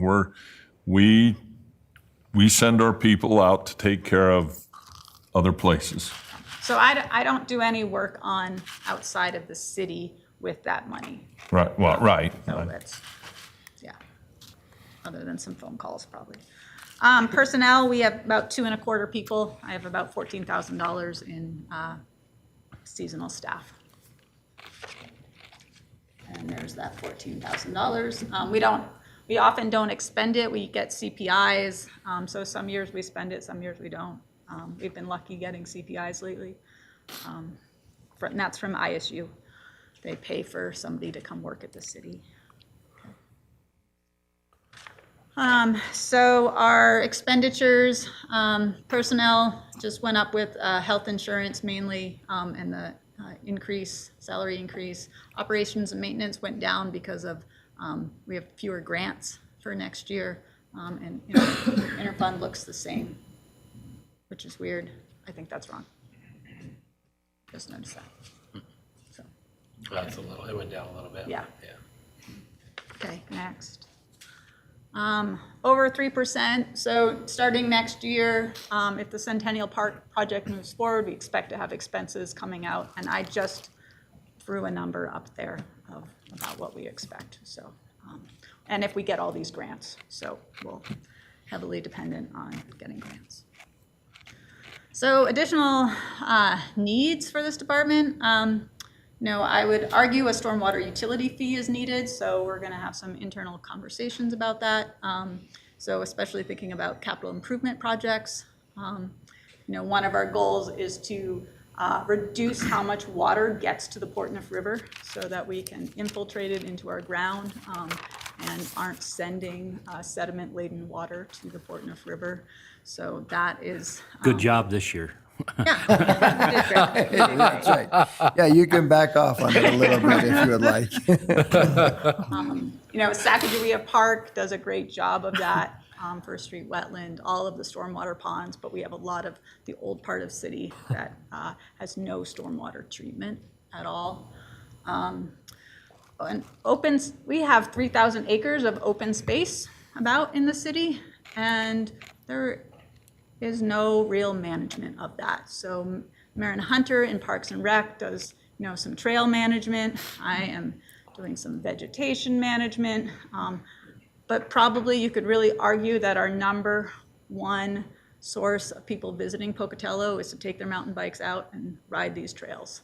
And we are gonna need somebody to manage that who doesn't have another full-time job. So, Marin has another full-time job, I have another full-time job. And so that I think is a growing need. And I think the plan that if the planning department gets money to do an open space plan, that will dive into this, but I just wanted to raise that. We have a question, a couple questions. Brent and then Rick.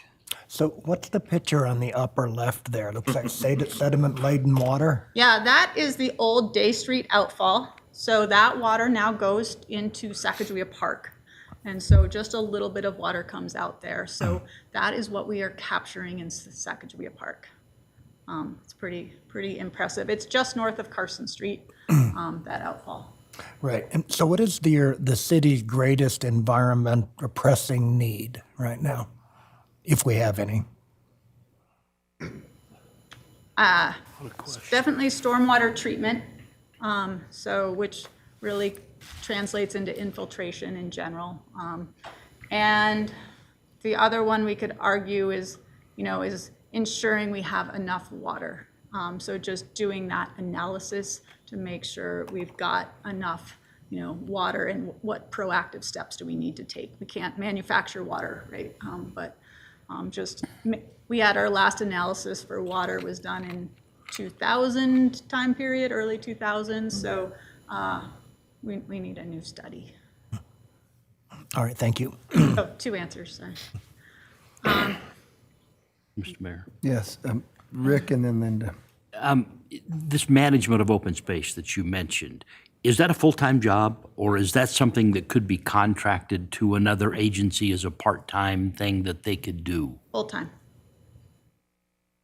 It's huge. I mean, we have 3,000 acres with a zillion trails on them, and managing the vegetation. I mean, I get calls about weeds up City Creek, and just going out and dealing with the weeds and the people, and we have new trails built. Seems like every month there's a new trail built, and so managing that, there's a heavy lift, and a lot of it is community engagement and empowering the community to also take some lead, but you need a paid person to coordinate that effort. Are those new trails being built or new trails being pioneered? They're being built by random people in the community. Authorized? No, Yeah. they're just built, and we see them and go, oh, okay. And we don't have the staffing anywhere to do enforcement or close them, or do outreach with the community. Yeah, I'm just so short on time for 3,000 acres. Yeah, it has become a destination for a lot of people, for our community, and it's growing in importance, the use of those. I was a little negative about this a couple of years ago, and I'm beginning to come around that that's something we need to better capitalize on for our community. Yeah, and in our outdoor rec department, there's one full-time staff member who's managing the Nordic Center and every event in town that's active, and doesn't leave a lot of time. Thank you. And I agree with what Rick just said about capitalizing on that, and I would also add that COVID way up the use of all our trails because it was a safe thing that people could do, and so you just saw usage go sky high, but the need to manage all of that, I think, is really important. But I wanted to go back to your answer to Brent's question and about the water. You talked about making sure we have enough, and I would agree that is a very important thing and a top priority, but also one of my concerns is the quality of what we do have. And were you just sort of including that in your answer, or is that a separate? I would be a separate issue? number 3, I would say. That would be a number That would three. be a number 3 for So me water, right now. making sure we have enough water, but also protecting, That it's good water quality. quality? Yep. So Okay. right now, our biggest threat is nitrates. Right. And primarily from septic. from septic systems. And then, keeping track of the landfill as they clean up the TCE there. But that is not impacting our city wells at present, so. Okay, I just wanted to make sure that was Yeah, in no, there that's- somewhere. Yes, let's Okay. call that number 3. Okay, Yeah. thank you. Scott. Just comment, because there's more than a handful of people within this city that use that trail system daily, year-round, not just in the summer.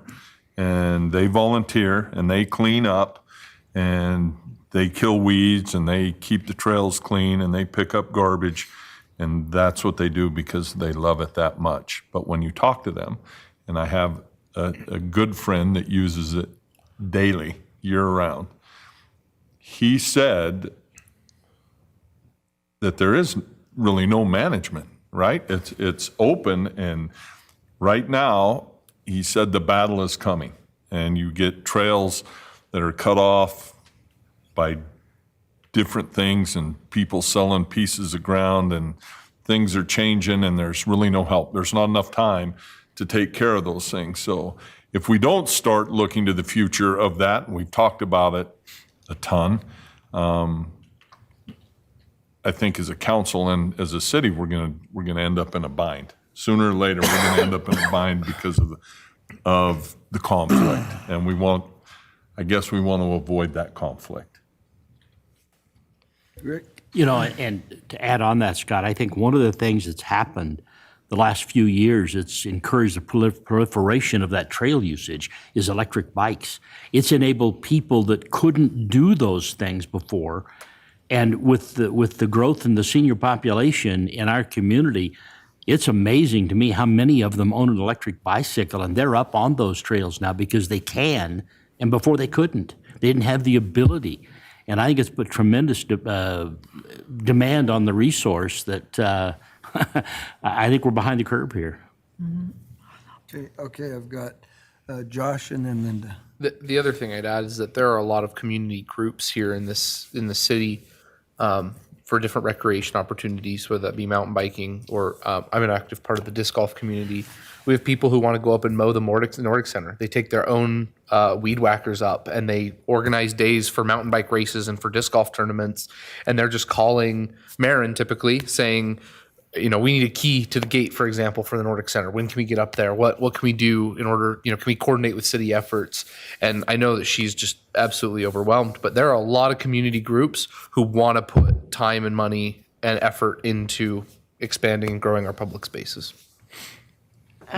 Absolutely, and there's a lot of volunteer help. The issue would be coordinating all that so that they're not doing things like just going and building a trail and we don't know anything about it, or maybe it wasn't the right place or done the right way, or that's coordinated and managed.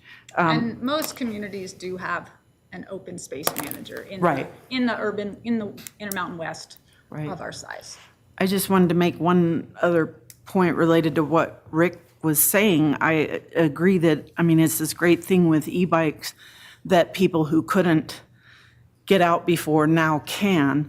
There's a downside to that I'm hearing from people, or the walkers and the hikers. Our trails have become just sort of dominated by riders, and the walkers feel like it's not even safe for them if they come around a corner and there's bikes flying at them downhill or something and they get knocked off the trail or so.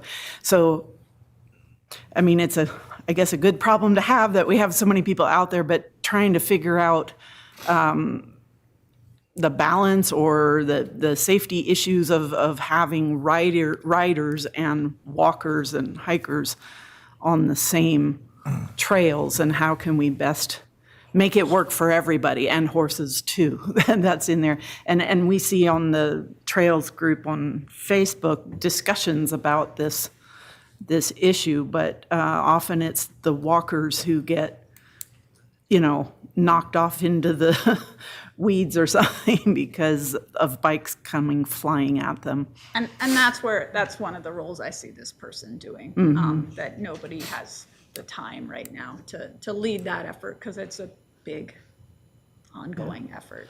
And just making it work for all the different groups and different modalities, I guess. Councilmember Marchand. My last question, I guess, is it goes back to the river and the water. Because I've traveled the Portneuf River from the beginning to the end. I've seen it all, right? And I get the stormwater thing is huge. But probably the most dirt that comes into that river, silt, comes from Marsh Creek. So when we start to talk about beautifying the river, is there a plan to work with somebody? Because up to Marsh Creek, it's beautiful. Then it gets bad. And then when you get to the treatment plant, it gets unbelievably beautiful after that. I mean, crystal clear water. You wouldn't think it would be that way, but it is crystal clear to the reservoir, depending on the weather, right?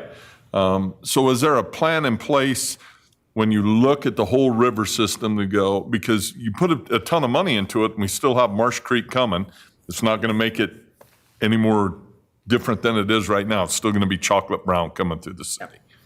So, great question. Not quite a plan. So one of the things we've been working with the Land Trust on is starting the process to identify properties where we could put in a sediment pond on some property up Marsh Creek, and then starting a process of planting, working with property owners up there who are willing to plant willows on their stream bank, because that is what is eroding in Marsh Creek. It's the stream bank is eroding. It's not dirt coming off the fields. It's just the stream bank itself is eroding, and it doesn't have a lot of vegetation. It has cows having access. It has just little clumps of grass in places. So that has started. We're sort of pulling it together on a wing and a prayer of a little bit of funding here, $10,000 here, $10,000 there. I hope to be in a stronger spot next year. The other thing is the Oxbow project, if it happens, could potentially put a lot of silt onto those oxbows. It's only going to work for so long. Eventually that fills in. And so that will be part of our study is how long will it work? When do we need to dredge? Can we put them into the old gravel ponds and then dredge those out? Don't know.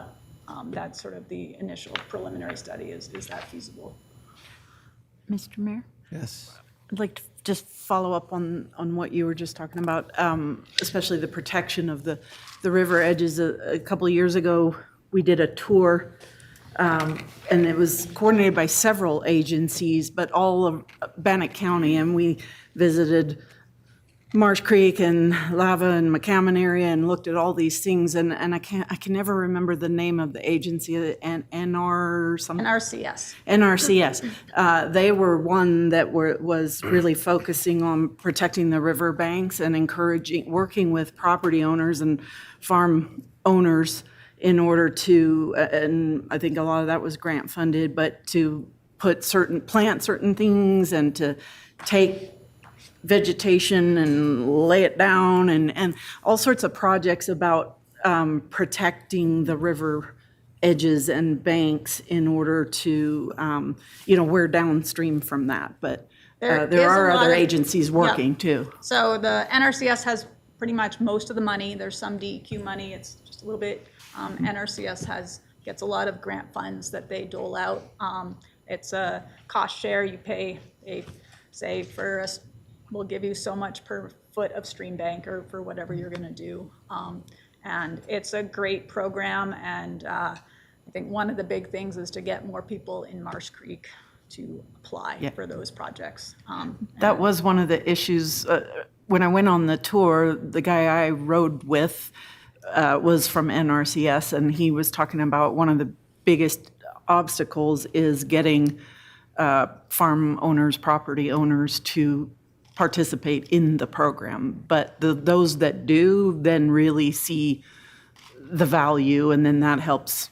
Maybe they talk to others, and they've had some success with this. So we've been working on a mission and vision and goals for working up Marsh Creek that we want to then produce into a flyer that we can then take out to landowners up there and have somebody who will be in charge of coordinating that discussion. So I hope in a year we'll be further along. It's a slow process. If I could put that up as another wish list, would be a person to go work up there, but I'm not going to be greedy today.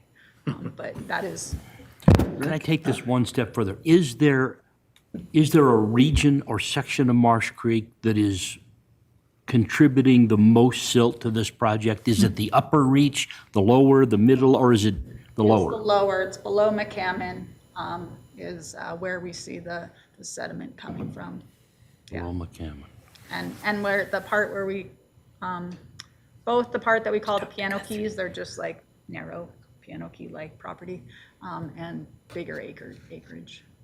But there's a lot of piano key-like property. They've got 100 feet or 200 feet of stream bank. It's going to be a nightmare.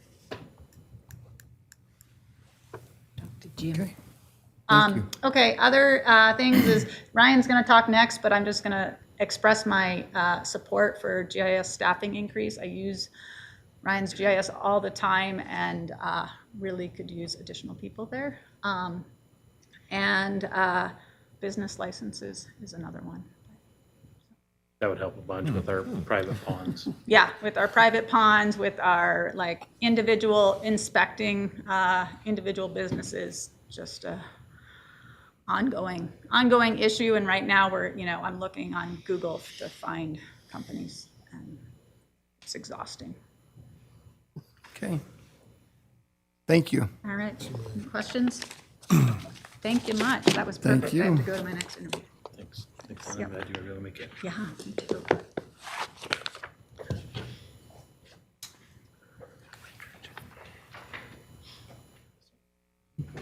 Don't mean to take your job. That's something I got. Good morning, Mayor and Council. I'm Ryan Howerton, the GIS coordinator for the city.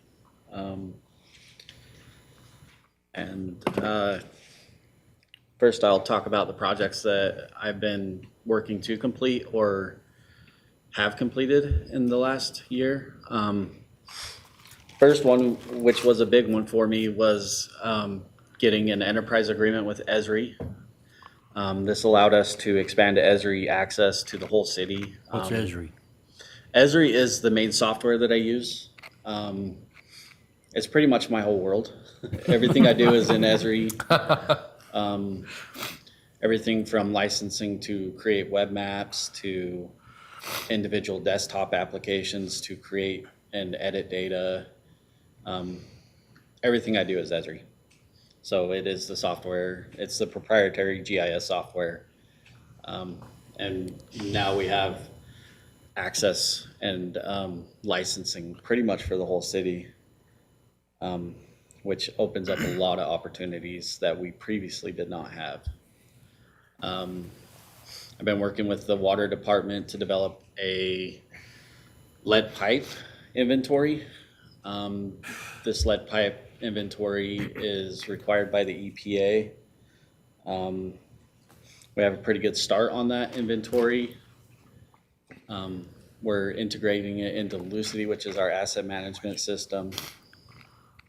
And we are just gathering the information in the format that the EPA is requiring. So we're well into that project. Ryan, we have a question. Councilmember Do we have Nichols. much for lead pipes? And if so, are they supply lines that have been like issues in other communities? I really don't have a number for how many. I think it's minimal. We're pretty limited on the number of service lines that are actually lead pipes, so it's just a matter of inventorying them and trying to come up with a number and figure it out. So Yeah. we have until, I think, October of '24 to have that inventory. Council President? So it's October of '24 is the deadline for that project? Yeah. Is that going to take some additional personnel to actually fix the problem? Or are we going to contract that? We don't know exactly. I mean, it's still kind of up in the air because you've got two components. You've got our side, which goes to the meter, and then you've got the private side, which goes into the house. And so that's still kind of up in the air, is how do you force the homeowner or incentivize the homeowner to replace their portion of that line. The section that is on our side, we can take care of that, no problem. And as we encounter those, we're replacing those. But the harder part is gonna be, number one, finding out exactly what people have going into their homes, and then number two, encouraging them or incentivizing them to go ahead and replace that as well, so. I remember when I was at a meeting when this was announced, and there was a general cry among the audience that how in the devil are we going to get that done on the timeline that was available at that time? Because potentially there are thousands of homeowners that are going to be affected by this. Yeah. And the saving grace in Pocatello is our hard water, because it's probably put a deposit and covered the lead in the lines into the homes. That's probably true. There's an upside. But it has been, I remember being in that meeting with you, Yeah. and it's, how do you get homeowners that, Yeah. how do you get into the homes to even find out what they've got? So, I think that's a good example of like the power of GIS and what we can do if we're supported properly, is to identify like timeframes when lead pipes would have been being installed, and then excluding all the houses that were built after that. And honestly, when I come to my request for a new employee, that's the type of stuff that I really don't have time to dig into, that type of stuff, because I'm developing the applications, and I really don't have time to dig through the data. So I will get to that a little further. And Councilmember Marchand. Isn't every house in the city on a meter right now? I'm not sure. I don't know the answer to that, but like, I'd say 90, the majority of them are, yes. So I would think it's pretty simple. I know we're not reading meters like we used to, right? But if you look in the meter box, I got a pipe coming in and I got a pipe going out. And that's what we're using a lot of, yeah. I mean, I think that's how you identify it. I take a little bit of time, but I don't. Take a lot of it. But we used to, you know what? We used to check every one of those meters by hand. That's how you got your water bill. Every month, they checked your meter. So do I think they could check every meter in the city in a month? I don't know. I don't know how many people it'd take. That's somebody else's thing. But I would say that's one way to identify it. Somewhere around 18,000 meters. Right. Yeah. Yeah, but we used to do it monthly. I'm sure they had a lot more people doing it, but. Yeah, and I think where I come into that equation is I'm creating the interface that documents what they're seeing as they're visiting it. And, there's I'm kind of like the tool that gets the data to where it's usable. And, my goal is to not use paper, to have it live and all interface together, so. And I'm sure Justin will talk more about this tomorrow with his presentation, so. Another big project I was working on this fiscal year is working with the Planning and Development Department on the comprehensive plan. I provided GIS support for all the layers and maps that they created for this plan. Worked with the department to get the maps available to the public once they're approved. So you will see them online and have access to them outside of the actual plan. So you can actually dig in and see what the layers are. I've worked with the fire department and we deployed a pre-incident planning application. The pre-incident plans allow the fire department, as they're responding to a fire, to actually see what they're responding to, what chemicals are in the building, what are they going into, how many floors, all of that information. We are just deploying that, and the fire department is starting classes this week to train their inspectors to actually collect the information. And that is just starting out. And that was part of the enterprise agreement, and it's allowing me to reach into fire and potentially police in the future and create applications like that. Sounds good. So would it Councilmember not Marchand? assist you if we had business licenses so that when these businesses came here, they would tell you what they're doing, what's going on in that building, what kind of chemicals they have if they're a chemical business? Absolutely. Would that not assist with what you're doing, and then you put it online so they push a button on their way there and go, this is where I'm going, and that's what they say is in there? Absolutely. Having a business license would be a huge help to what I do. Any and all data, honestly. It could be, meter readings, how much, I could use that data. And I try to integrate as much as I can in all the departments. And I know, I realize GIS is huge, but if you enter those kind of things that they have on their computer system, that the police department has on their computer system, becomes bigger than just what's in the building, who to contact, where to go, where the shutoffs are, right? Yeah, absolutely. Okay, thank you. And one of the other projects I've worked on is a application for the surveyor. Allows him to maintain and observe his survey monuments and all of his collections that he's done over the years. Essentially, we modernized it and moved away from Silverlight to more JavaScript based, just keep it up to modern technology. So projects and outcomes for the next year. I want to create a metric for return on investment. I want to identify and expand my return on investment. Focus my energy into, the best bang for the buck for the whole city. I want to move to the whole city to RTS Pro, which is an Esri product. Allows me to be modern and keep up with, the industry standard. And I want to work towards automating processes. We have a lot of processes that we do repetitively. And I want to automate some of those processes so I'm not investing time into doing them manually, that it will be programmed and operate manually.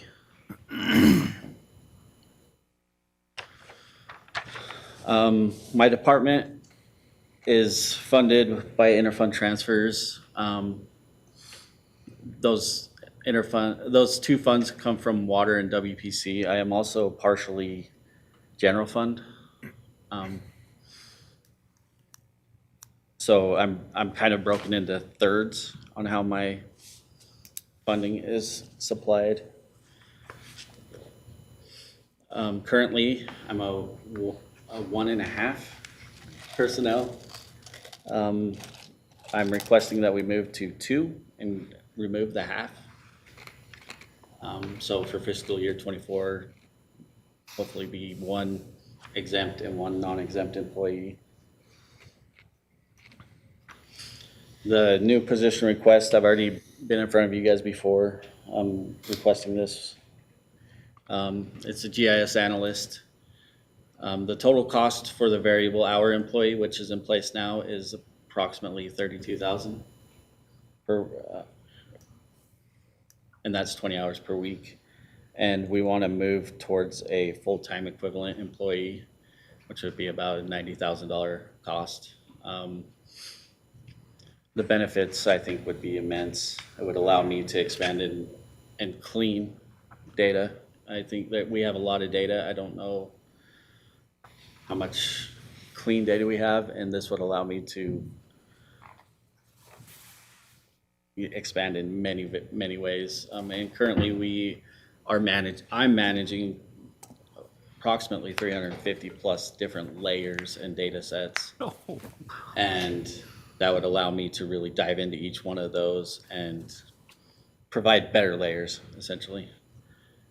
I think the better the GIS and the data is, the better decisions that can be made on that data. So We've got a question by Mansfield. You said you're broken into thirds. So WPC, water, general fund. Are there sufficient funds in the current enterprise funds for WPC and water to cover an FTE? yes. So the only increase would then be to the general fund being 1/3 of that full-time equivalent. Correct. A common theme across the city, but I hear for reasons of technical expertise in public works is hiring. Is this position you feel like you'll be able to hire quickly? Or is this going to be a difficult one to fill? Currently, we have the variable hour, and I was kind of anticipating that turning into the full-time, and we do have someone staffed for that is qualified and Interested. And interested? yes. So, President? GIS is found in city, county, I mean, everybody's using this. How much cooperation is there, Ryan, among the various Chubbuck County, Pocatello, other cities or areas? How much data do you guys share? we do have great coordination and cooperation. Is that the right word? Amongst all the entities that we deal with. I kind of have certain layers that are Pocatello focused, and I kind of use Bannock County for parcel information because they are the parcel Custodians. yeah. So I would say we work well together. We just have different interests, and we try not to replicate efforts. when I first came in, the city was maintaining a parcel layer and the county was too. And I've kind of scaled that back to let the county be the data steward. And we just work with them when we have concerns or, need access to their data. Did that answer your Well, question? let me follow up. I guess my real concern is, as we do annexations around the city and the area of influence that we have, is the county sharing that information, or do you have to go out and develop new information on new portions of the city as they develop? Or do they even have the information that you need, that we need in the city? So on new annexations, new subdivisions, new development, Yeah. I think we're a little bit ahead of the county in our interests when it comes to the GIS. But I am working with the county to work with them. So what I am creating for our design purposes is going to them. We work well with Bannock County. Chubbuck, we have a little bit of the same interests, so I'm not developing GIS for Chubbuck, so they really don't have, but we do work with them on projects. So I've also worked with the utilities to, get access to their data and provide them with data. So it's pretty widespread. I'm not an open book with our data because I have to protect certain assets, but if they have a legit use for it and project, I am an open book to working with them and supplying them with what they need. And I feel like it's reciprocal. Thank you. Currently, we have a variable hour GIS person. They're limited to 20 hours a week. This year, the funding has come from my operating expenses, and I've just offset. I've offset my professional services to help accommodate this position, and we're asking that we have, if the full-time employee is not funded, that this variable hour be added to my budget to fund it for future use.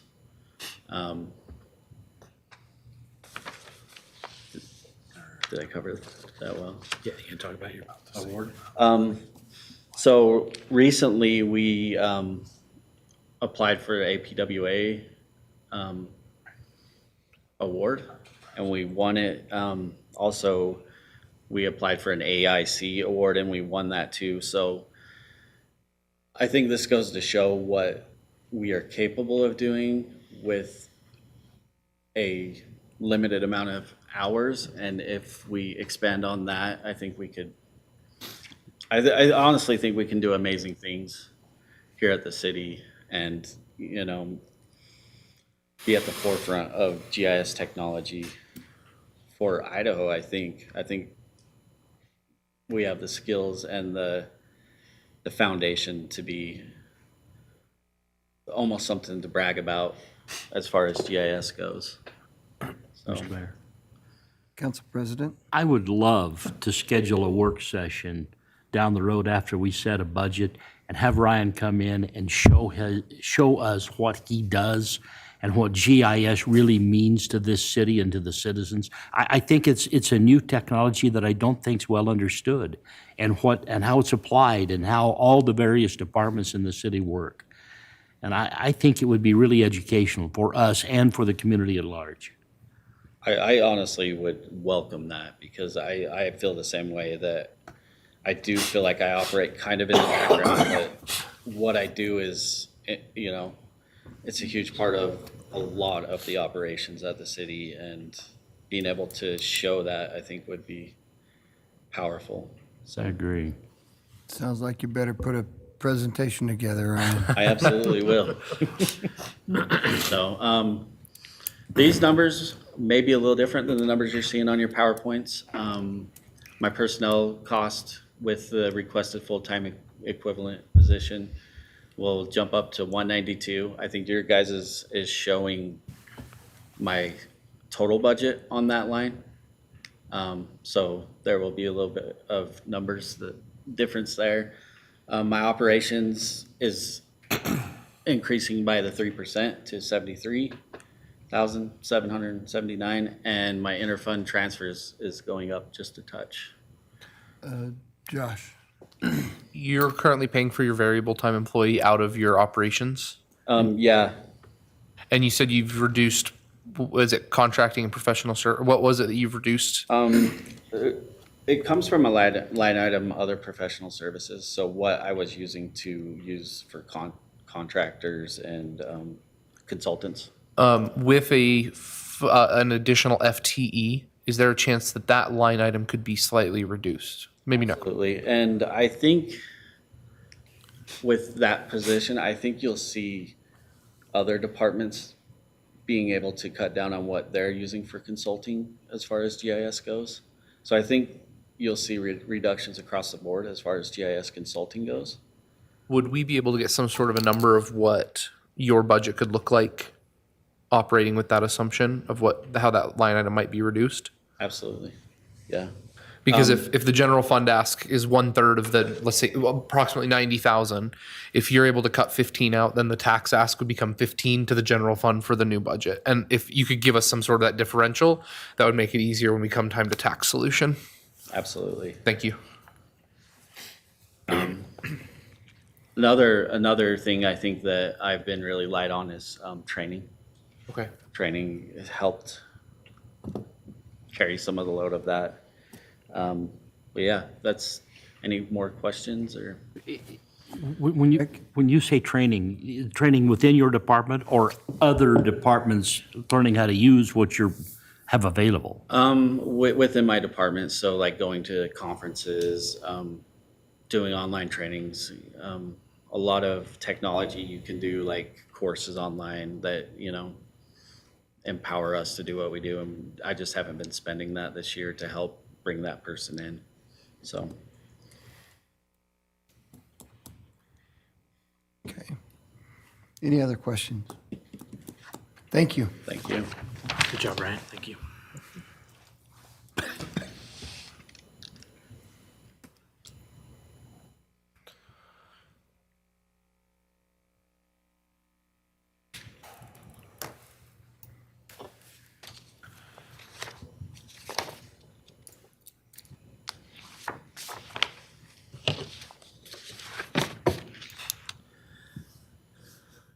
Get to hear from me again. So in addition to being the Public Works Director, I'm also the city's city engineer. And I'll present now on Fund 0601, which is the engineering department's budget. So some of the projects that we've been involved in and completed over FY23, we secured funding for the Center Street Underpass project and Center Street pedestrian bridge. This has been a project since before I came to City Hall or came to work for the city. And we finally have the funding. I just got some information yesterday that it's been approved by LTAC and they're supposed to be sending us a new state-local agreement. And hopefully we can get that one bid and get it out and underway. So that'll be to revitalize the underpass. It'll be moving the walls out on both the east and west sides and making that much more amenable to people and just rehabilitating that whole structure. We were able to get the Carson Street Bridge replaced. We're anticipating that will be open by the end of June. That was 100% grant funded, so that was a great project for us, and it went really well. Hawthorne and Quinn was another project that's been on the books since before I came to the city of Pocatello. We finally got the funding for that, and it's well underway. We were anticipating that this project would be open in time for school to start. However, there's been some delays on some of the signal poles, and so we're probably going to open it up, keep it as a four-way for a little while, and then when those signal poles come in, we're estimating in October, we'll close it back down temporarily in order to get the signal poles put in and get that project completed. So that's been a great one for us. We've also completed some of the Clark and Center ADA ramp projects. Those each have had a 20% match on those. Some of the things that we have for objectives and outcomes for fiscal year '24. Now that we've received the funding for Center Street, we'll go ahead and get that one constructed and underway. Jason and South Fifth improvements, that's the intersection down there by the Common Sense. We've had quite a few accidents down there, a recent fatality, and we're actually planning on, we've gotten that one bid, and we're going to start construction on that one soon. Main and Arthur pedestrian safety, so this is improving the safety for the pedestrians on the Main and Arthur corridors. Tom talked a little bit about this one yesterday with some of the bulb outs and things like that, trying to put in some of those rapid rectangular flashing beacons that make it easier for pedestrians to cross. And then also we did recently find out that we got 100% grant funding for the Benton Street Bridge over the Portneuf, and so we'll be replacing that one here in the near future as well. So we've done really well on our bridge grant applications. Within engineering, there's our numbers haven't changed. We have 5 exempt people, 4 non-exempt, for a total of 9. And then our revenue, so this is for engineering fees. Last year we had our projected revenue at about $80,000. And this year we're reducing that down to $60,000. As I've looked at our revenue reports for this year, it seems like it's underperforming a little bit. And so we wanted to be conservative and drop that down to $60,000. Also, just for your awareness, engineering is responsible for about 25% of the development review fees that are not included in this number as well. So, our on-call overtime and call-out lines. So Heather had requested that if anybody was able to reduce some of these numbers, to do so, and so we identified that we had a little more than we needed on the seasonal section, and so we reduced that down by $3,000. Is about a 42% decrease in that line. We have like another $3,200 in overtime. We don't use a lot of overtime, but there are years when we have big projects and we have to have techs working weekends and overtime and things like that. That sometimes we use that. So want to maintain a little bit of money in there just in case we do have those situations that we need those funds. Our expenses for this, you've got your increase in personnel. Our operations have gone up by the 3%, and primarily that's focused on some of the money that we put into our non-reciprocal fund line for future equipment purchases, such as plotters, survey equipment, vehicles, and things like that. So we're trying to get that one built back up a little bit. So that's primarily where we put our increase on that. Our interfund costs have gone up a little bit, and then that gives you our total operating expenses. Also want to talk about, is there any questions about the engineering budget? Okay. Well, then we'll roll into Fund 71. This is a fund that we created last year. It's for alternative transportation. Our current balance in that fund is $223,624. If I recall correctly, we put $230,000 in there last year from Fund 78, and that was primarily to fund the Center Street Sidewalk project, which we just recently bid, and the bid came in at $253,760. So that's a project we're getting ready to roll out.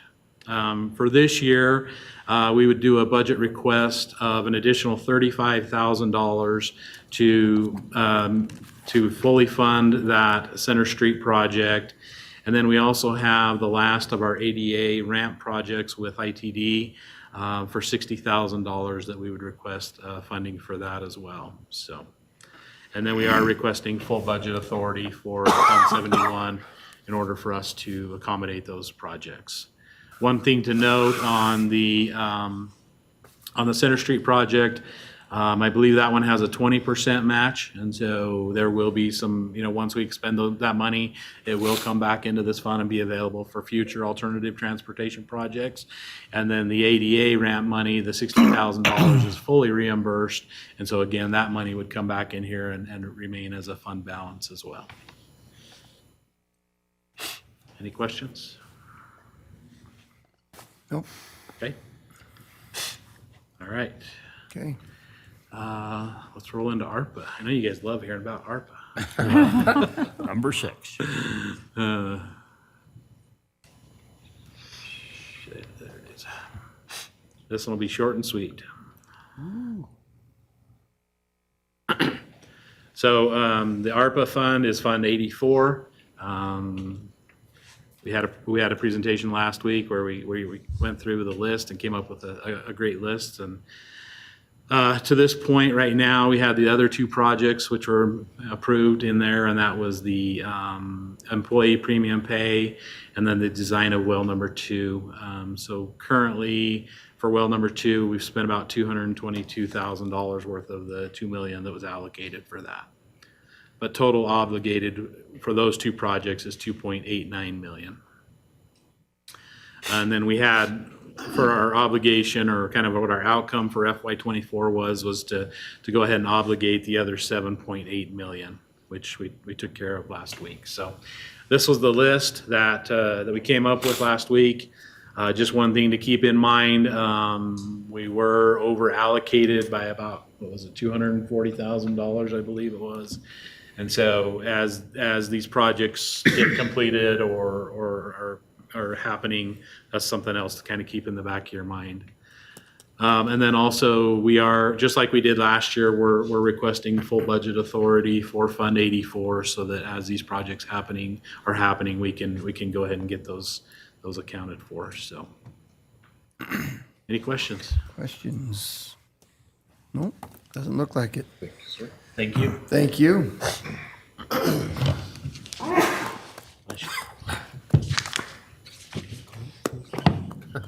Then we will move to agenda item 7, non-departmental. Gene Hill, Chief Financial Officer, will give a presentation. You really don't want to hear this from me, do you? Sure we do. Of course we do. Again, Honorable Mayor, Honorable Council members, thank you for the opportunity to present this before you. I also have Bonnie here, who's been helping and been a great assistant as we get started. And also I'd like to thank the Finance Department for their help on this. Just so you know too, the non-departmental is under the general fund. It's kind of the catch-all, if you will, everything that cannot be attributed to one department. So this is spread across. Last year it was $35,000. This year we're $36,000. The P card rebates that we get go directly to this as part of the revenues, which we estimate to be about $45,000 this year as we try to get more and more payments through the P card, make it a little more efficient.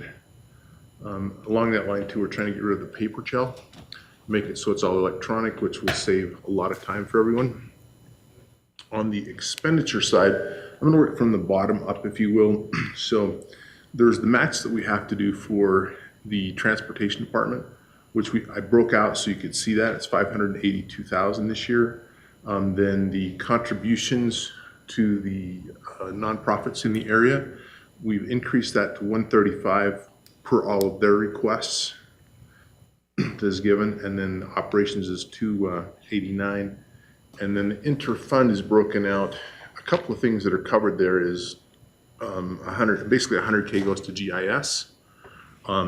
Some other that go to cover the liability fund for the general fund, and that's really the department, non-department, I should say.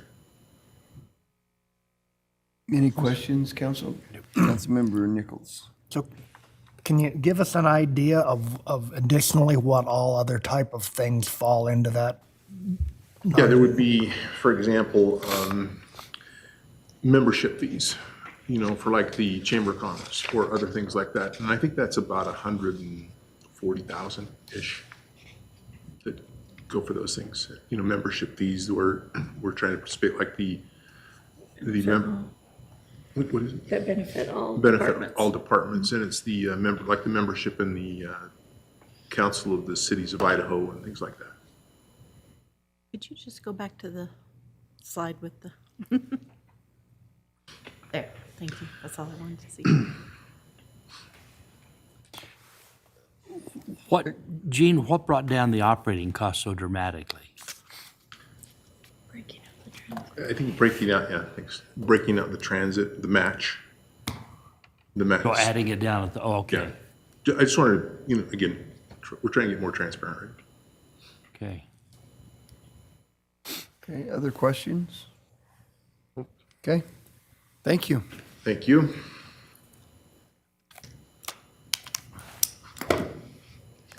Then let us go to Gene. Like we mentioned yesterday, you were just going to run through everything as you pull it together again.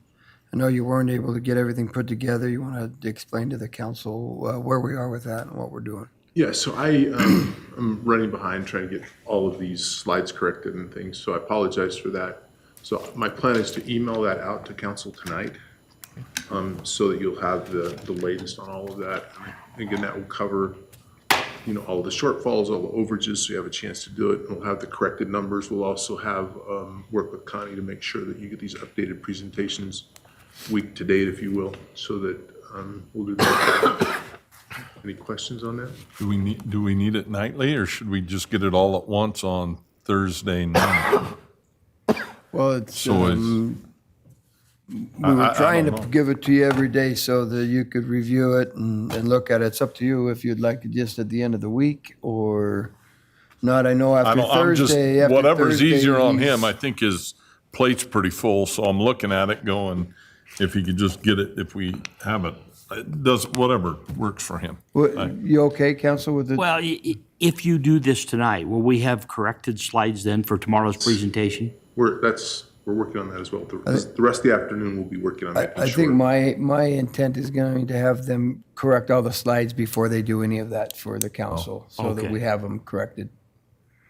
Good. That's going to be my intent. So let's look at having that report on Thursday, and then you'll have to send a final one out probably next week after you put everything together with the list of all the wants and asks. So is that all right, council? Yep. Okay, super. Thank you for your support, and again, my apologies. Thank you. Yep, absolutely. Thank you. And with that, we are adjourned.